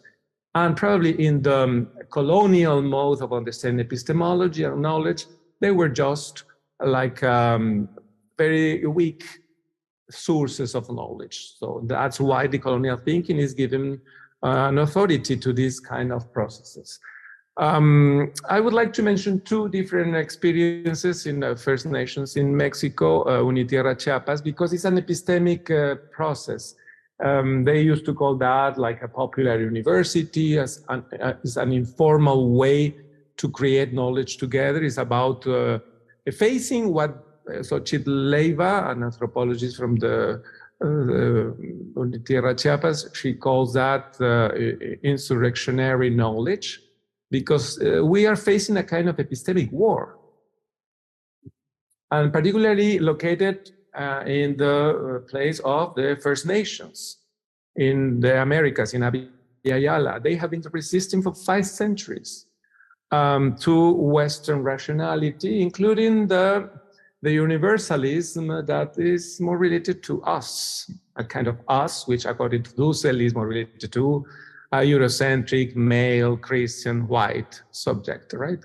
So these processes of creating new forms of school, they're looking for a kind of process of education where autonomy of knowledge is absolutely relevant. The Zapatistas, they created a process called Escuelita Zapatista, the little school of the Zapatista, where even the great scholars, they are invited to share with the community 1-2 months, living with them, working, laboring with them, and then praying also, in order to understand their cosmovivencia and the way of living. And in that way, they have the opportunity to understand better why those communities are facing the extractivist capitalism that they are in some way suffering because of mining industry, for instance, different countries. Another example is the Tosepan Quetzalan cooperatives. Masewal is one of the First Nations in Mexico, and the native people there, they have been improving for half century autonomy of agricultural work, the cooperativas, the ahorro, savings, traditional medicine and community radios, for instance, to preserve their territory, but also their culture, their language. And they have been creating different kinds of schooling processes, educating kids, children, in more related to their culture, their sources, and in discussion, conversation with Western societies. So the third element I would like to in some way just put here on the table is the theological source of reexistences. In my understanding, what I've learned from the families of disappeared people in Mexico, is in Central America too, is that they have a different approach to the truth, to the universal.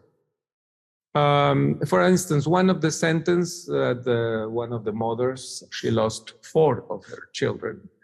She said, the disappeared show us the way. So they are present and absent in some way, but they have a kind of connection with the community. So it's the subversion of the path of the living that Walter Benjamin was in some way pointing out, but probably it's going beyond that. Because of the disappeared people, they share in some way a kind of knowledge with the community of survivors. And you say, what is that? What it means? It means that probably like the traces of the disappear, they became archives, clothes, some books, some music. So although the absence in some way is relevant in order to reshape the family, history of the community, and then even the political dimension of the common good. You were talking, Callid, about common good. What kind of idea of common good could come from the disappeared people? And as always mentioned, in my country, 120,000 people disappeared in the last 18 years. 120,000. So what it means, this absence is absolutely relevant to reshape our idea of what epistemology is about. What kind of knowledge could be raised from this experience of presence and absence? And I'm playing a little bit with these two words because in my understanding, resurrection is about that. A presence, absence, right? A process, a never-ending process of presence, absence. So the disappear show us the way, or what the matria, with a lot of feminist colleagues they don't want to talk anymore about patria, but it's a patriarchy. Is the matria, is the motherland of the missing persons. So the knowledge that emerged from the region of known being. Remember, of course, Frantz Fanon, the idea of how can we cross the abyssal line or the getting visible, the invisible, but how the invisible, they get visible themselves. Through memory, of course.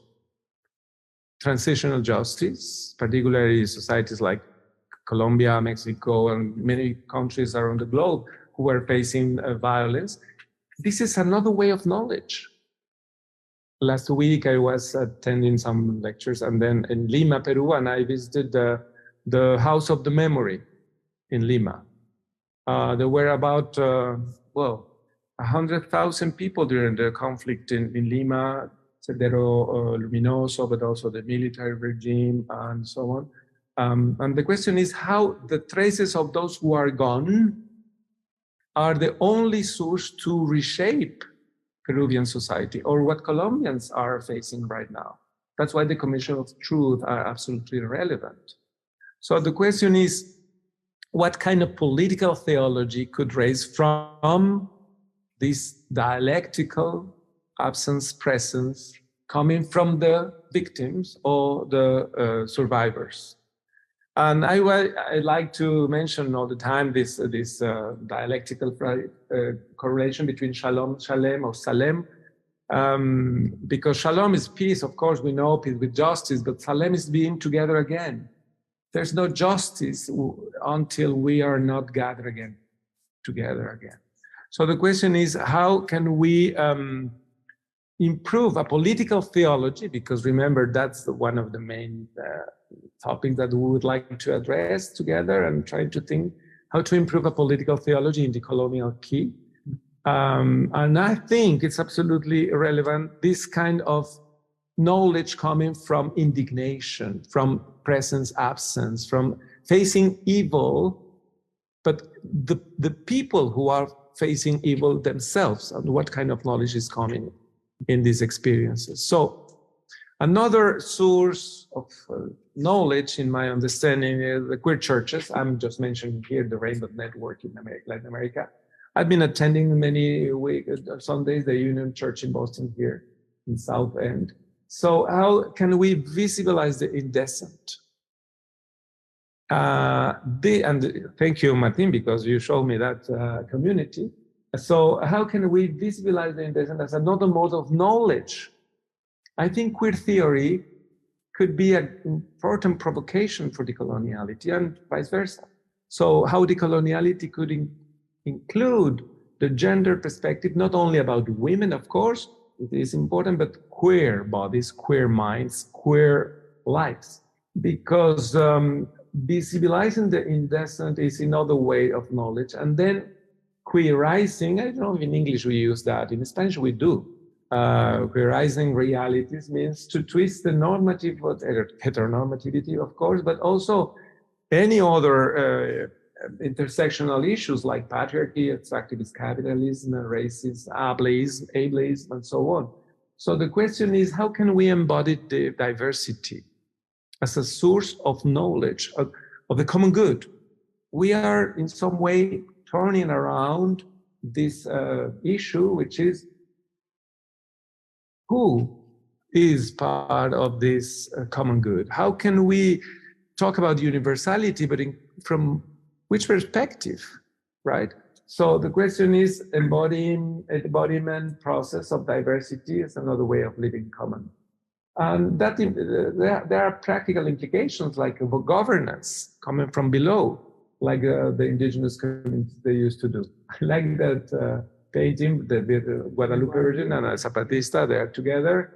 She is not wearing the mask. Usually the Zapatistas, they do that, but now they are like folks, right? They're together. And obviously this is another painting from, it's more related to what Marcel Lauters read. It calls about just indecent theology and how we need to go back to that kind of invisibility of bodies who have been in some way getting invisible because of this modernity. So how gender is another way to be located, in this process of visibilization of otherness. In this way, so, well, I like that. This is it's just an illustration. Last June, we were gathered in Guadalajara, Mexico, with 60 leaders of social movements. And then we can listen well, anyway, but trying to understand, at least and carefully, their resistance, the knowledge. Simon, you were there, and some of you, the students here at the Boston College. So the question is, what kind of knowledge coming from the survivors? Sometimes the victims, of course, but the survivors, I prefer that category.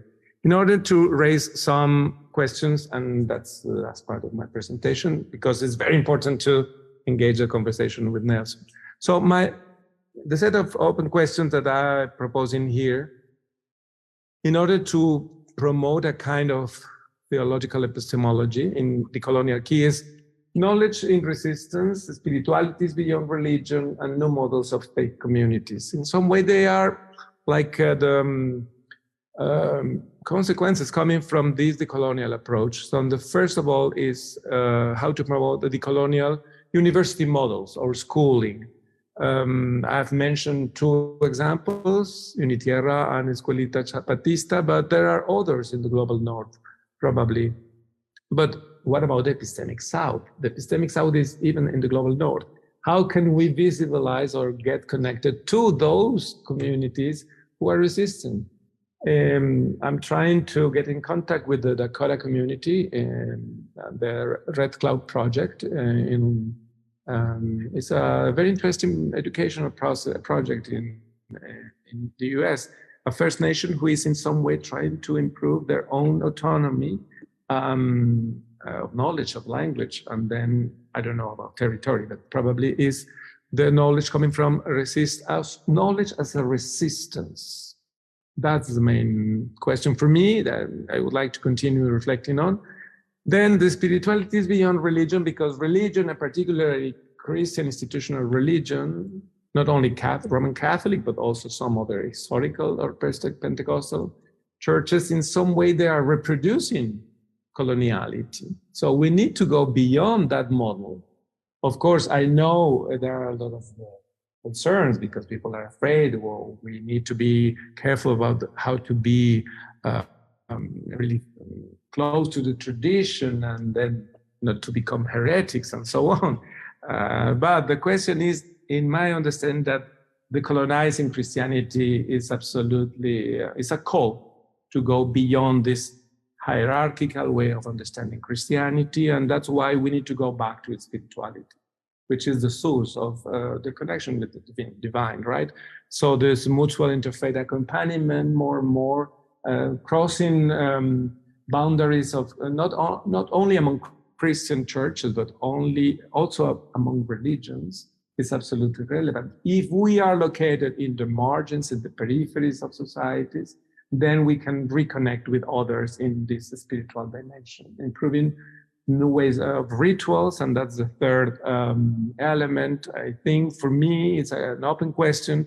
What kind of new models of faith communities transitioning in some way from one religion to another, not betraying its own tradition, but trying to expand the understanding of the divine and the experience of the divine. So in my opinion, the colonial messianic key could be a possibility to explore these kind of new models of faith communities beyond the colonialism, where Christianity has been unfortunately part of the problem. So thank you so much. And please, Nelson. Carlos, now we'll hear a response from our Escuchador.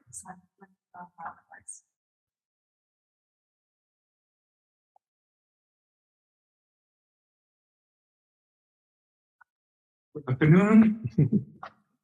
It's a real pleasure to be here. Thank you, Carlos, again for the kind invitation.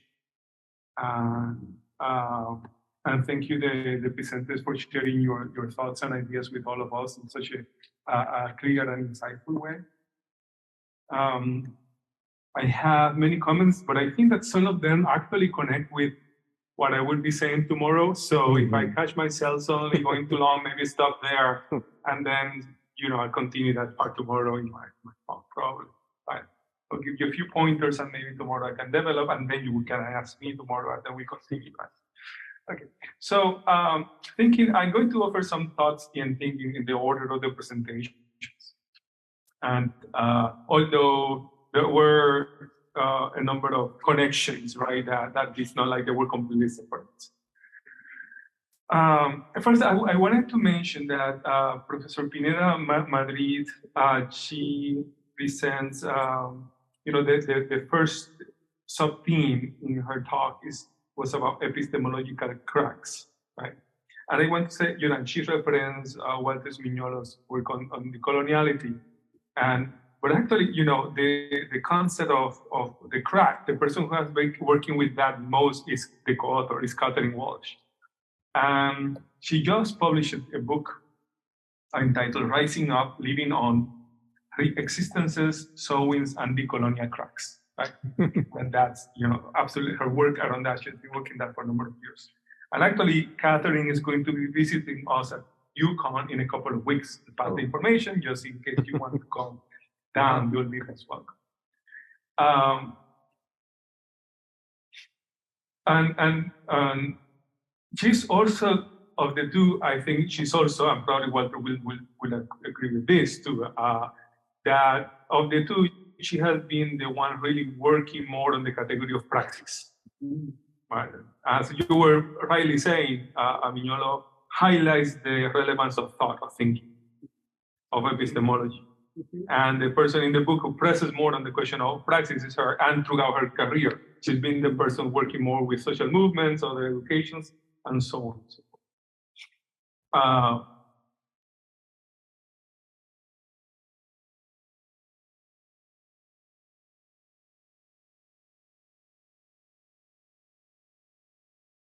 Again, I'm thinking of some anecdotes, but I think I will leave stuff for tomorrow. Let me just a kind of pointing that I think is important for a number of reasons, and there are significant coincidences between their work, but also some important differences there. And I think that it happens with the cracks and the praxis. You were pointing to some of the differences actually, right? So there will be something to think about. So how would decoloniality somehow, may be able to bring out the importance of missing women, the importance of femicides, of feminicide? This connects with Carlos's also question at the end, with the colonial can connect with that, or whether that, the voice of the missing, can enrich more the decolonial, how to bring gender more into also that theorizing. But it happens that has been a major area of decolonial thinking for a while now, thanks to the work of the late Maria Lugones.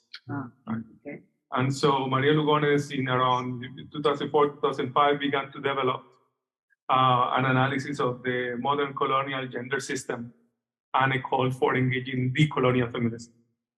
And decolonial feminism is now more getting to the US in Latinx philosophy, for example, and in some areas, and is now spreading a little bit.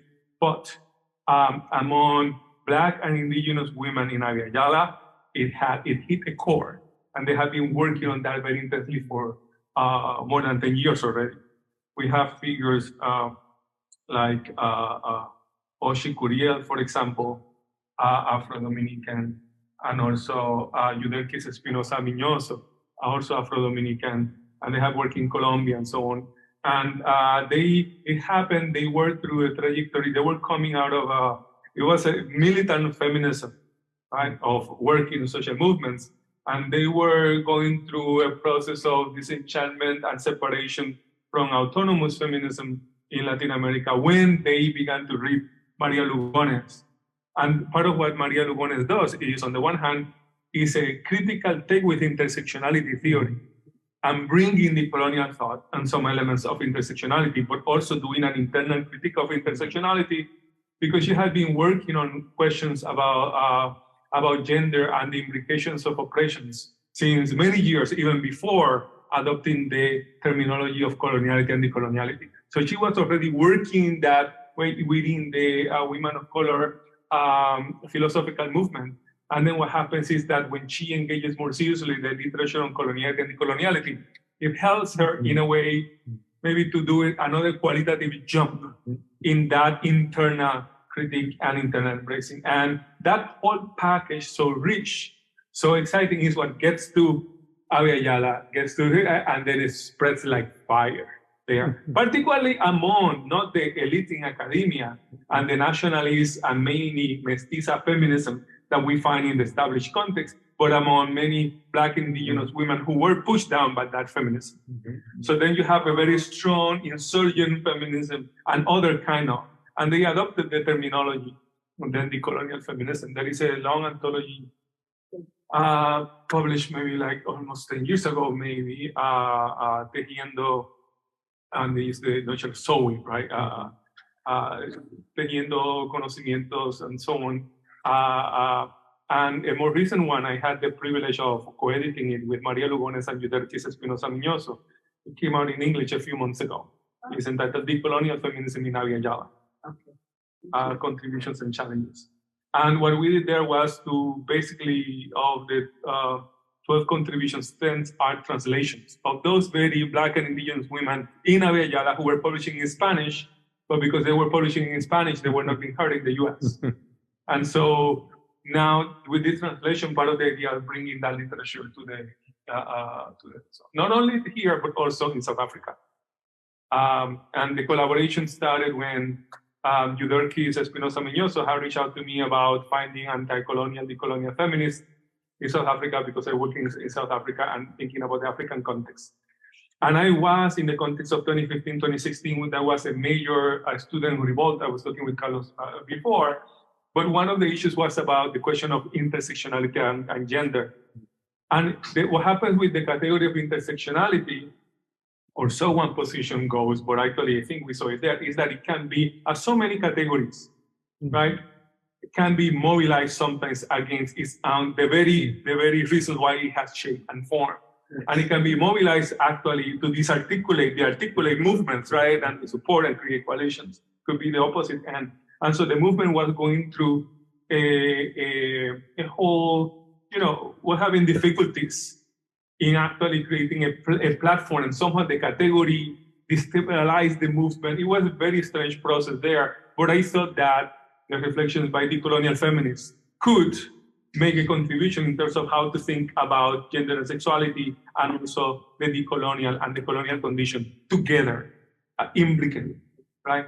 And it took a while, but now and part of what I did, first thing that I did in my travels to South Africa after COVID is that I brought some copies with me. So we're hoping for an exchange, south exchange through this. So the book is out. So maybe and sort of the women actually talked about feminicide and femicide too. So they are also working. They're also already doing that work, because they have been doing either in Colombia or Nicaragua. So, and also of course in Mexico. So a lot of promising work and references there, basically. Now, I think that part of what part of what I think that literature will bring to the table is the question about, when you were mentioning feminicide, violence to women as women, and feminicide being kind of covers the largest spread of massive killings, massacres, and so on.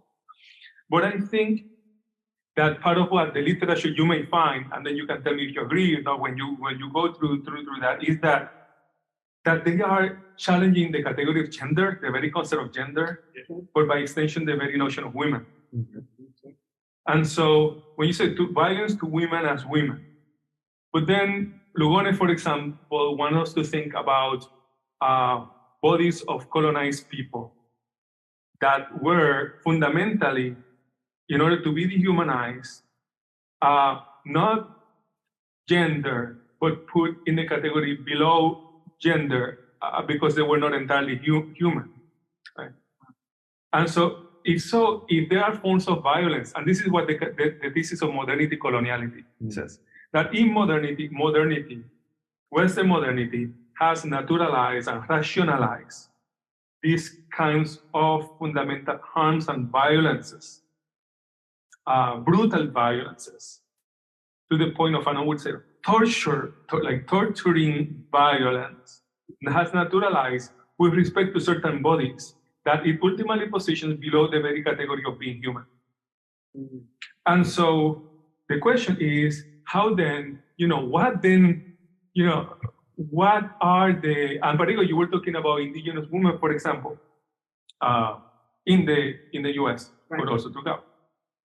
So when you think about it like this, that about certain bodies that are made put below the category of women, and then given conditions to entertain entering into the category,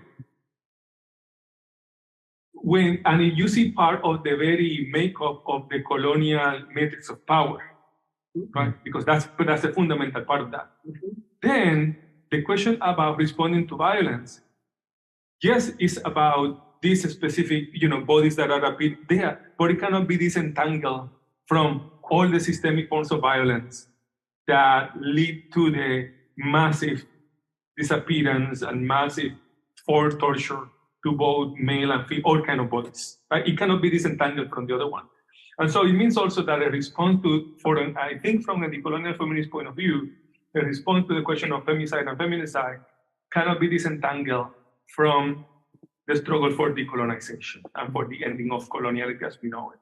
So you see, then even the category of feminism, women gets cannot understand women without the architecture of power that sustains that. And therefore you cannot think about the opposition to that without the largest struggles against the colonial structure altogether, right? So in the colonial feminist, you see that work that you cannot disentangle feminist work from anti-colonial, anti-imperial, right? That has to be against the state. And it never only covers only women because of that.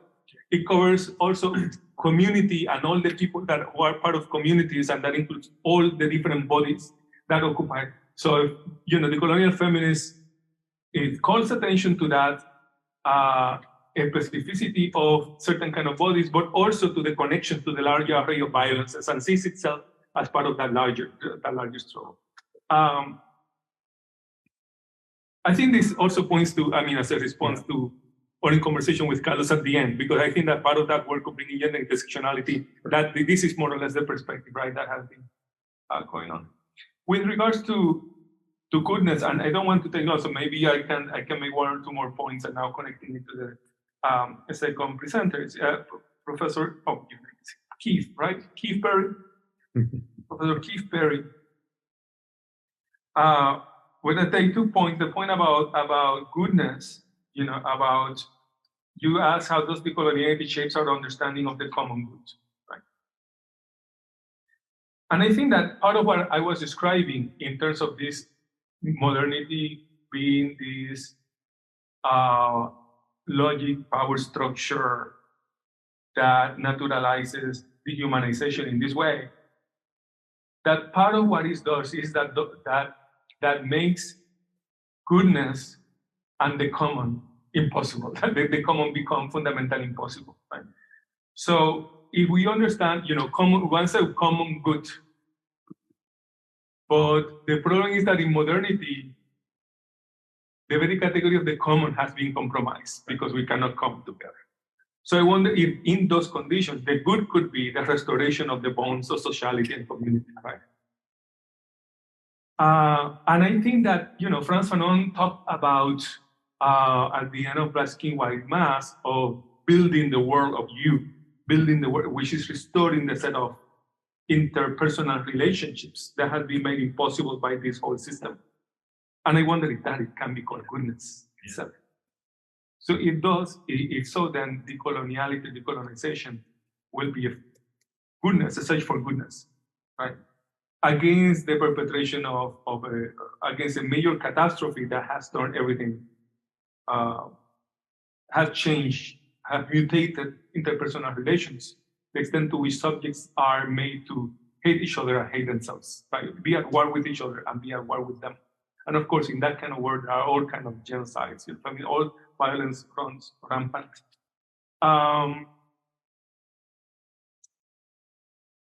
With the sacralization of the nation state you were mentioning, I mean, that was reminding me of, for example, Francine Kellerman's critique of fetishism, and the same with Enrique Dussel. But then I was thinking that could be used potentially in the literature, right? To criticize, analyze, and criticize the sacralization of the nation states under certain forms of Christendom. But then I wonder if the category of fetishism would really address all the dimensions of this catastrophe of coloniality that I'm talking about. Right? Fanon developed the notion of Manichaeism. And I wonder if we need other categories than the standard categories, so coming from Marx or Christianity to do that. Not that we are going to let them go, but some of them could be necessarily important, but not necessarily sufficient. That's what we're talking. With respect to the use of the universal, and you were mentioning that also in relation to you connect the universal and those who are not captured by the universal because there is elective universality. And you were then putting attention to those children excluded in public schools and so on. And what I was thinking that is, but what could decoloniality bring to that? Would be something like, do not, let's, this is important, but let's not lose from perspective this structure that is not only kind of undermining the position of children in public schools in some way, but it's producing the feminicides, producing the missing persons, producing this larger array. Yeah. And I wonder if really taking care of that, responding to that situation of the children in these kinds of schoolings, it would be about providing new forms of teaching and education that will expose everyone to the kind of knowledge that will make us combatants against those structures that militate violently against everyone in the world, right? So you said trying to connect the singular specific theme that you're talking with this, like, and this is part of what decoloniality, right? We have this, it's all we have to do about this connecting with this larger network and not missing sight of the specificity, but not losing sight of this larger terrain. In part because it's analytically important, because then you can easily put one thing against the other when they are really related, or bring something to, oh no, now we have talked enough of this. Now I am bringing this theme, and this should be, I would say, no, is that you're going to bring it, show us the connection, the relationship, so that show us the larger project, because at the end we're coming together, and this is why it's important. This is what Lugones insisted so much, the coalitions and the political work together, right? So the analytics is important of maintaining the connection. If we don't maintain it, our politics will not be connected, right? Will be fragmented politically if we don't know how to make these connections. And so coloniality and decoloniality is always calling for these connections. The question of this education, right? Why would be kind of radical thinking education that will make us the thinkers capable of always bringing these connections and the forms of solidarity and coalitions that are necessary to mobilize politically, to try to really make a dent, to make the existing cracks larger in the system, right? and to promote more forms of healing. That comes to the question that Carlos brought about, different universities and different projects. And there I would like to mention that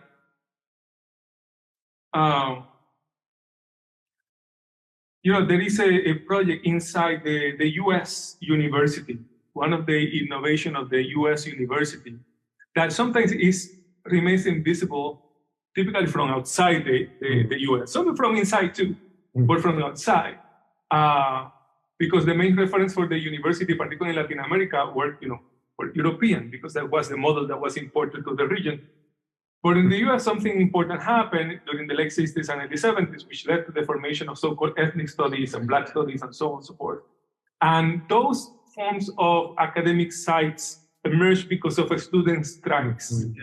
And the initial, one of the most powerful, most important strike was called itself the Third World Liberation Front. Right? And it was a coalition of Black students and then, Latinx students, Latin American, indigenous, at the height of the ethnic movements in the US, they came together and they used the notion of the third world to convey that idea of solidarity across nation states, race, ethnicity, gender, all of it.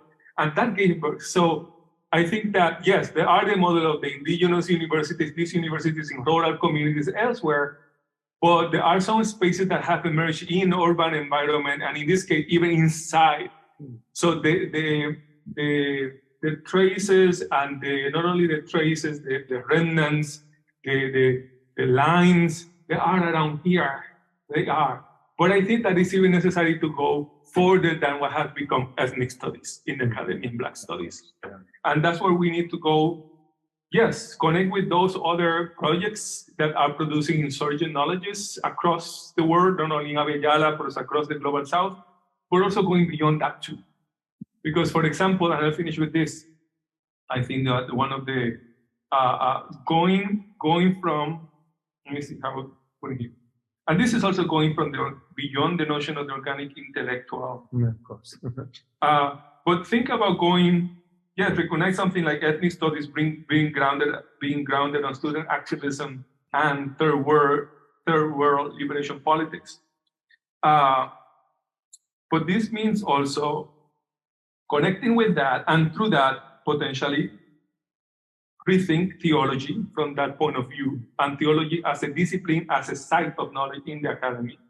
And theology has for a long time saw itself, because of course, with secular modernity, push theology to the side, and the notion is that, you can see yourself as fighting the good fight if you are in that area.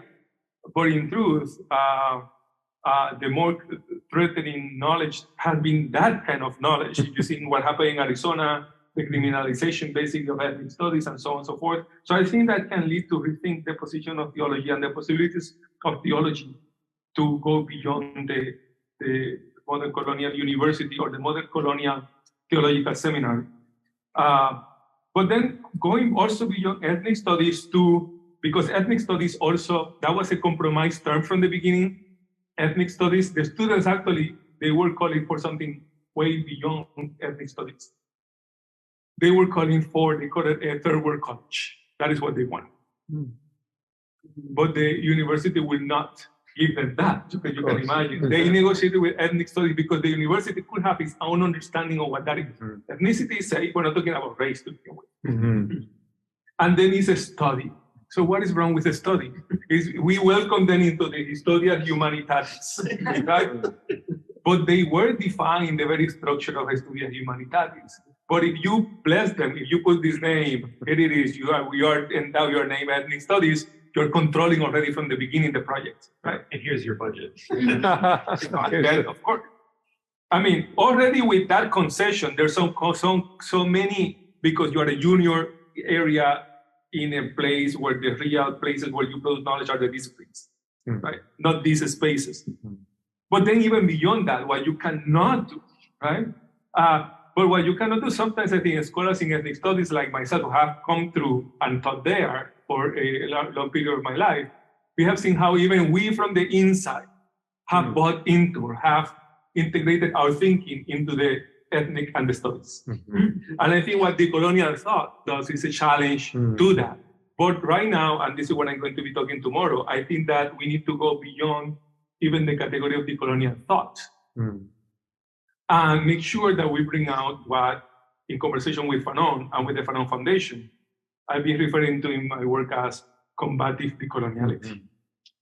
And it has to do about the intellectual not being in the rear guard anymore.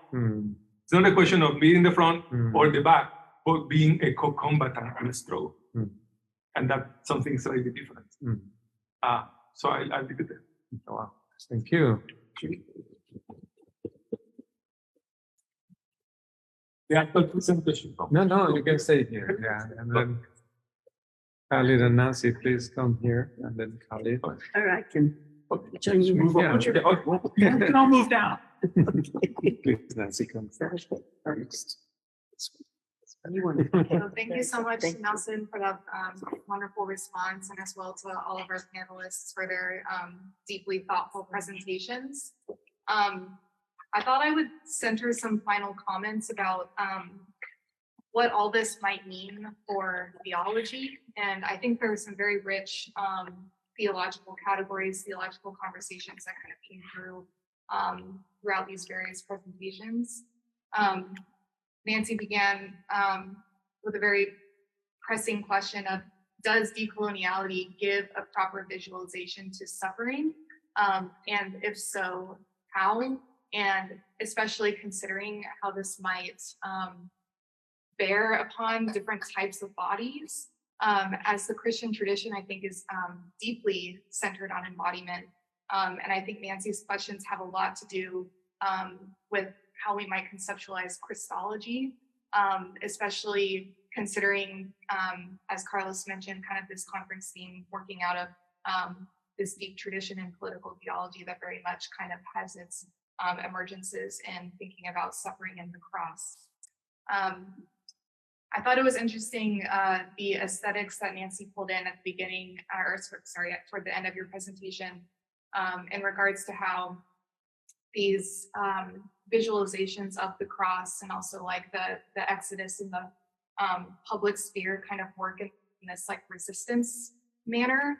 I think to me kind of pulls up this theme of like, what does religion or what does Christianity have to do in a religiously plural public sphere nowadays? And I think it's interesting to compare the visuals that Nancy brought for us with Callid's points about the role that Christianity and the doctrine of discovery have played in actually really colonizing the public sphere and really playing a role in the legal realm.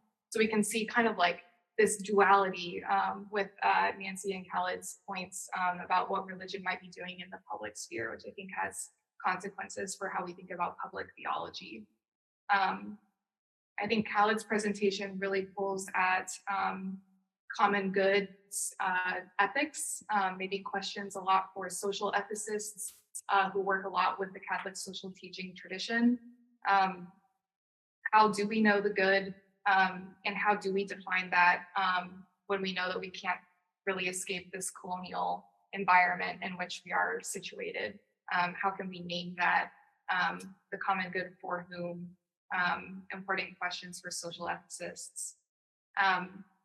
And Carlos, I think you brought a lot of theological questions regarding ecclesiology and theological anthropology, pointing to ways in which liturgy can perhaps, and decolonial liturgy in particular, can play a role in these various different community experiences, from the experiences of Indigenous people to the experiences of queer people, people who might feel sort of like outside, as you name, traditional Christian spaces. How do we still create space?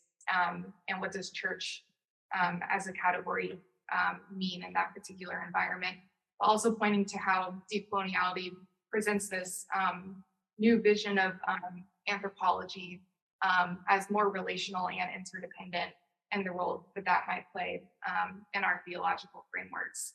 And lastly, Carlos pointing to resurrection and how that might be understood within a presence-absence framework, thinking about death as maybe the ultimate abyssal line, in which we see communities of disappeared people who almost already doing a sort of what we might name as decolonial theology. And so I thank all of you for also these different images that you've brought to us. I think of Nancy's fault lines and the way that these different epistemologies coming together serves to unsettle us. Callid's looking in the mirror and seeing nothing back, and how that might speak to those of us who maybe have been harmed by a certain image of universality. And I think this panel has served to really open up a lot of the issues that we hope to be grappling with throughout the remainder of this conference. So thank you again to everyone involved in our panel for today and to all of you for being here. Thank you. We could open a short time. We have 8 minutes ahead probably for a conversation. Probably we are responding or the comments of Nelson and of course the audience here. Please, maybe you have some comments. Yeah, Simon. Yeah, quickly, I'll just say that it began with what Nelson concluded with. When you all were talking, first of all, I love this notion of absence presence, because the absence allows for the creative spark of the imagination to create new ways of being that are logical to the familiar. So sometimes I think that might be needed is the gift that these missing children have given to us by the violence they have received. It's almost like an emptying of their life for us to become fully alive again. That said, what struck my mind, what I'm curious with was this notion of language and space in relation to empire and violence being done to indigenous people. So the mere fact that empire has given them name and identity, indigenous people or natives, within the matrix of meaning making, if we do not problematize that, then we will always resort to violence towards their bodies. And so I was thinking, I think that's what you were alluding to. I'm looking forward to the next talk. But I'm just curious whether, Nancy, your research is entering that space of problematizing language, label. Yes, we have appropriated names, but those names were a reaction to a meta-narrative of name. And how do we want to do that? Thank you. Can I just make a comment there that's related? There's a real challenge around the naming. This comes up, especially in the North American context, around the conspicuous absence of our practices of naming the indigeneity of the land that we're on. And there's ways in which, I noted your comment there about the ways in which intersectional discourse sometimes cuts itself off from the ability to have an actual political platform. So for example, in lots of Canadian contexts, they say, we always do it no matter what. And then people who will say, well, you're defiling the practice because then you do nothing, which then means the solution is to then just not do it. So nothing is happening and the name's not being said. So there's the question of like, how do we figure out how these coalitions get built, and recognizing that sometimes there's a need to build up social momentum with naming only, even if it is insufficient, because the enterprise is so large that by removing the ability to name it, you remove any ability to engage in any coalition building. Let me correct myself quickly. I wasn't talking about just naming. They do not call themselves natives. Yeah. They had names before they were given the word natives. I'm looking at from the context of pre-colonial Africa and the colonial natives in Africa. To name a people, to give them name Africans or whatever, was already to produce a subhumanity. That's what I was trying to say.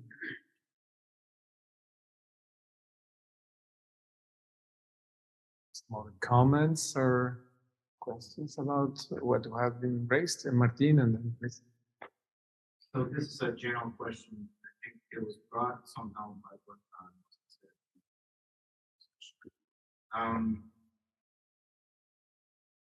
If we commonly agree that underlying there's a sort of naturalization from water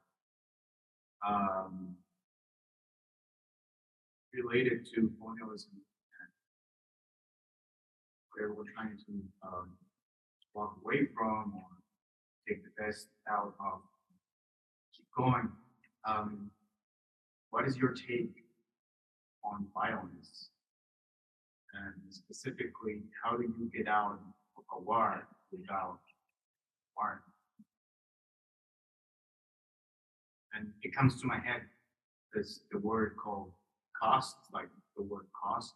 What would be the cost of decolonization if we need to get out of the war?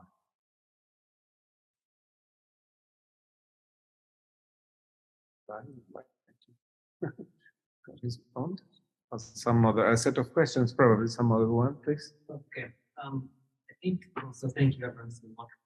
And I'm thinking a lot recently with the non-specifically in black skin and white masks, but then something that Carlos said, but I think that was implicit in each presentations and then in Nelson's response as well, was that especially as it involves racism, but then also in like gendering folks as well, and then what comes into the MENA side especially, is that trying to overcome the technical types of instrumental reason or presupposing that there are logics or rationalities that go along with these things is already at base, like it's incorrect. Like how could you look at someone and you must decide at some point that I do not see you as a human being.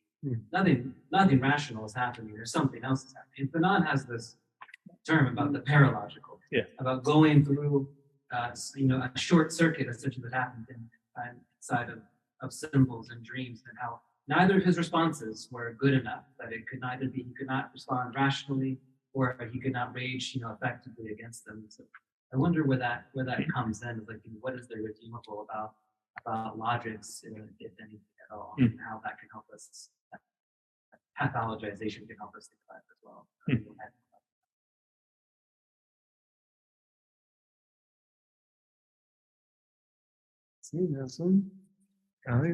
I'll just add as it's like a parallel comment to that, as we see that last question, what's redeemable about logics?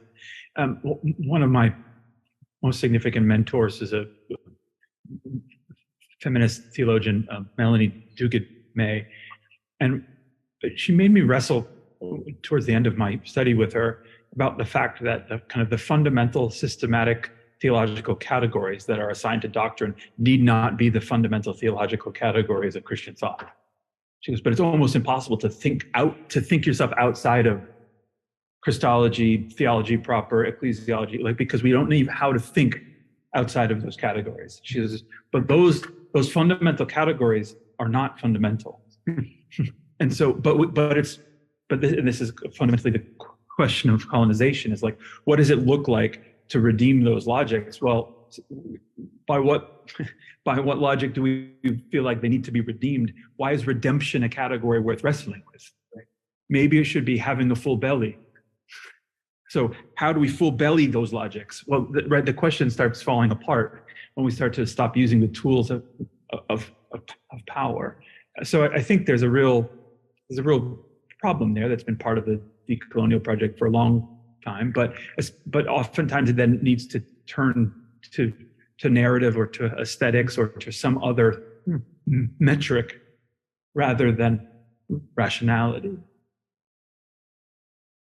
Yeah, maybe I could say something quick about the two questions, the two comments. One is with regard to how war involved in the struggle or the fight against the naturalization of war, or how would that be articulated? There, I think Fanon wrote one of the most eloquent reflections on that in the first chapter of Pressure of the Earth, which is on violence. And so the question is that, and he was a trained psychiatrist, right? And he was saying the conditions are such that they are putting subjects in the structural situation that the way to deal with this is responding violently. Right.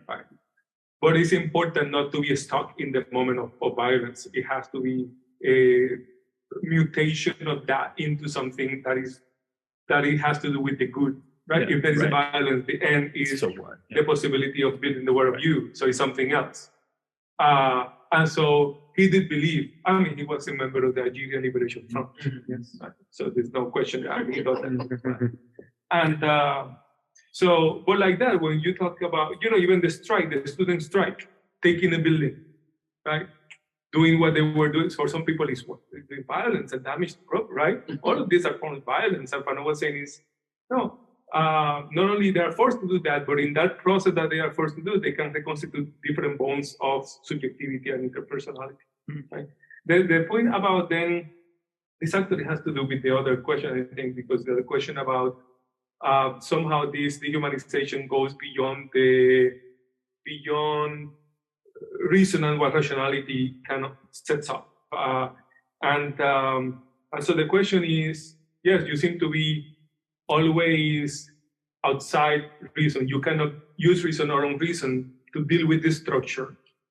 And if that were the end of it, then it seems that that's it, right? And that's a part of a context that can lead to Afro-pessimism, for example, right? Mm-hmm. But I don't think the story ends there in that text, right? And it has to do with the possibility of something else. And there I think, this is a conversation maybe with Carlos, and this is something that I explored in this text I wrote in 2008 against war, right? Which is that there you see Fanon drawing from theological insights to account for the possibility of the impossible. Yeah. Right? The possibility of reconstituting bonds of a self giving itself to another, which he called love. Right. So love being there and acting out and emerging and reconstituting those bonds in spite of reason. So the long, dilemma between, reason and passion, so reason and love and emotion, it gets solved there, or the paradox. It's very Kierkegaardian moment that the paradox in face when the universal logic doesn't let you move on, but he recognizes in subjectivity, in human subjectivity, an upsurge of connectivity. And that how it manifests itself politically most powerful is in not the slave being recognized by the master, but in the slave giving themselves to another slave, to engage in the project of decolonization and potentially engage in the war together, right? But that will be the construction of the possibility of the good, but there can be some theological categories. Yeah. And Fanon was drawing from Catholic, right? A Catholic imagination. He was from the Francophone context, and so forth and so on, right? So Louis Gordon has talked about the mythopoetics of hell, for example, or you have phrases like the last shall be the first, that he reproduces just like that in the direction of the earth. So that is there in a way. And so, and I would say, but we should not stop with Christianity only. I think that was probably all the time that we have for, so maybe one last round of applause for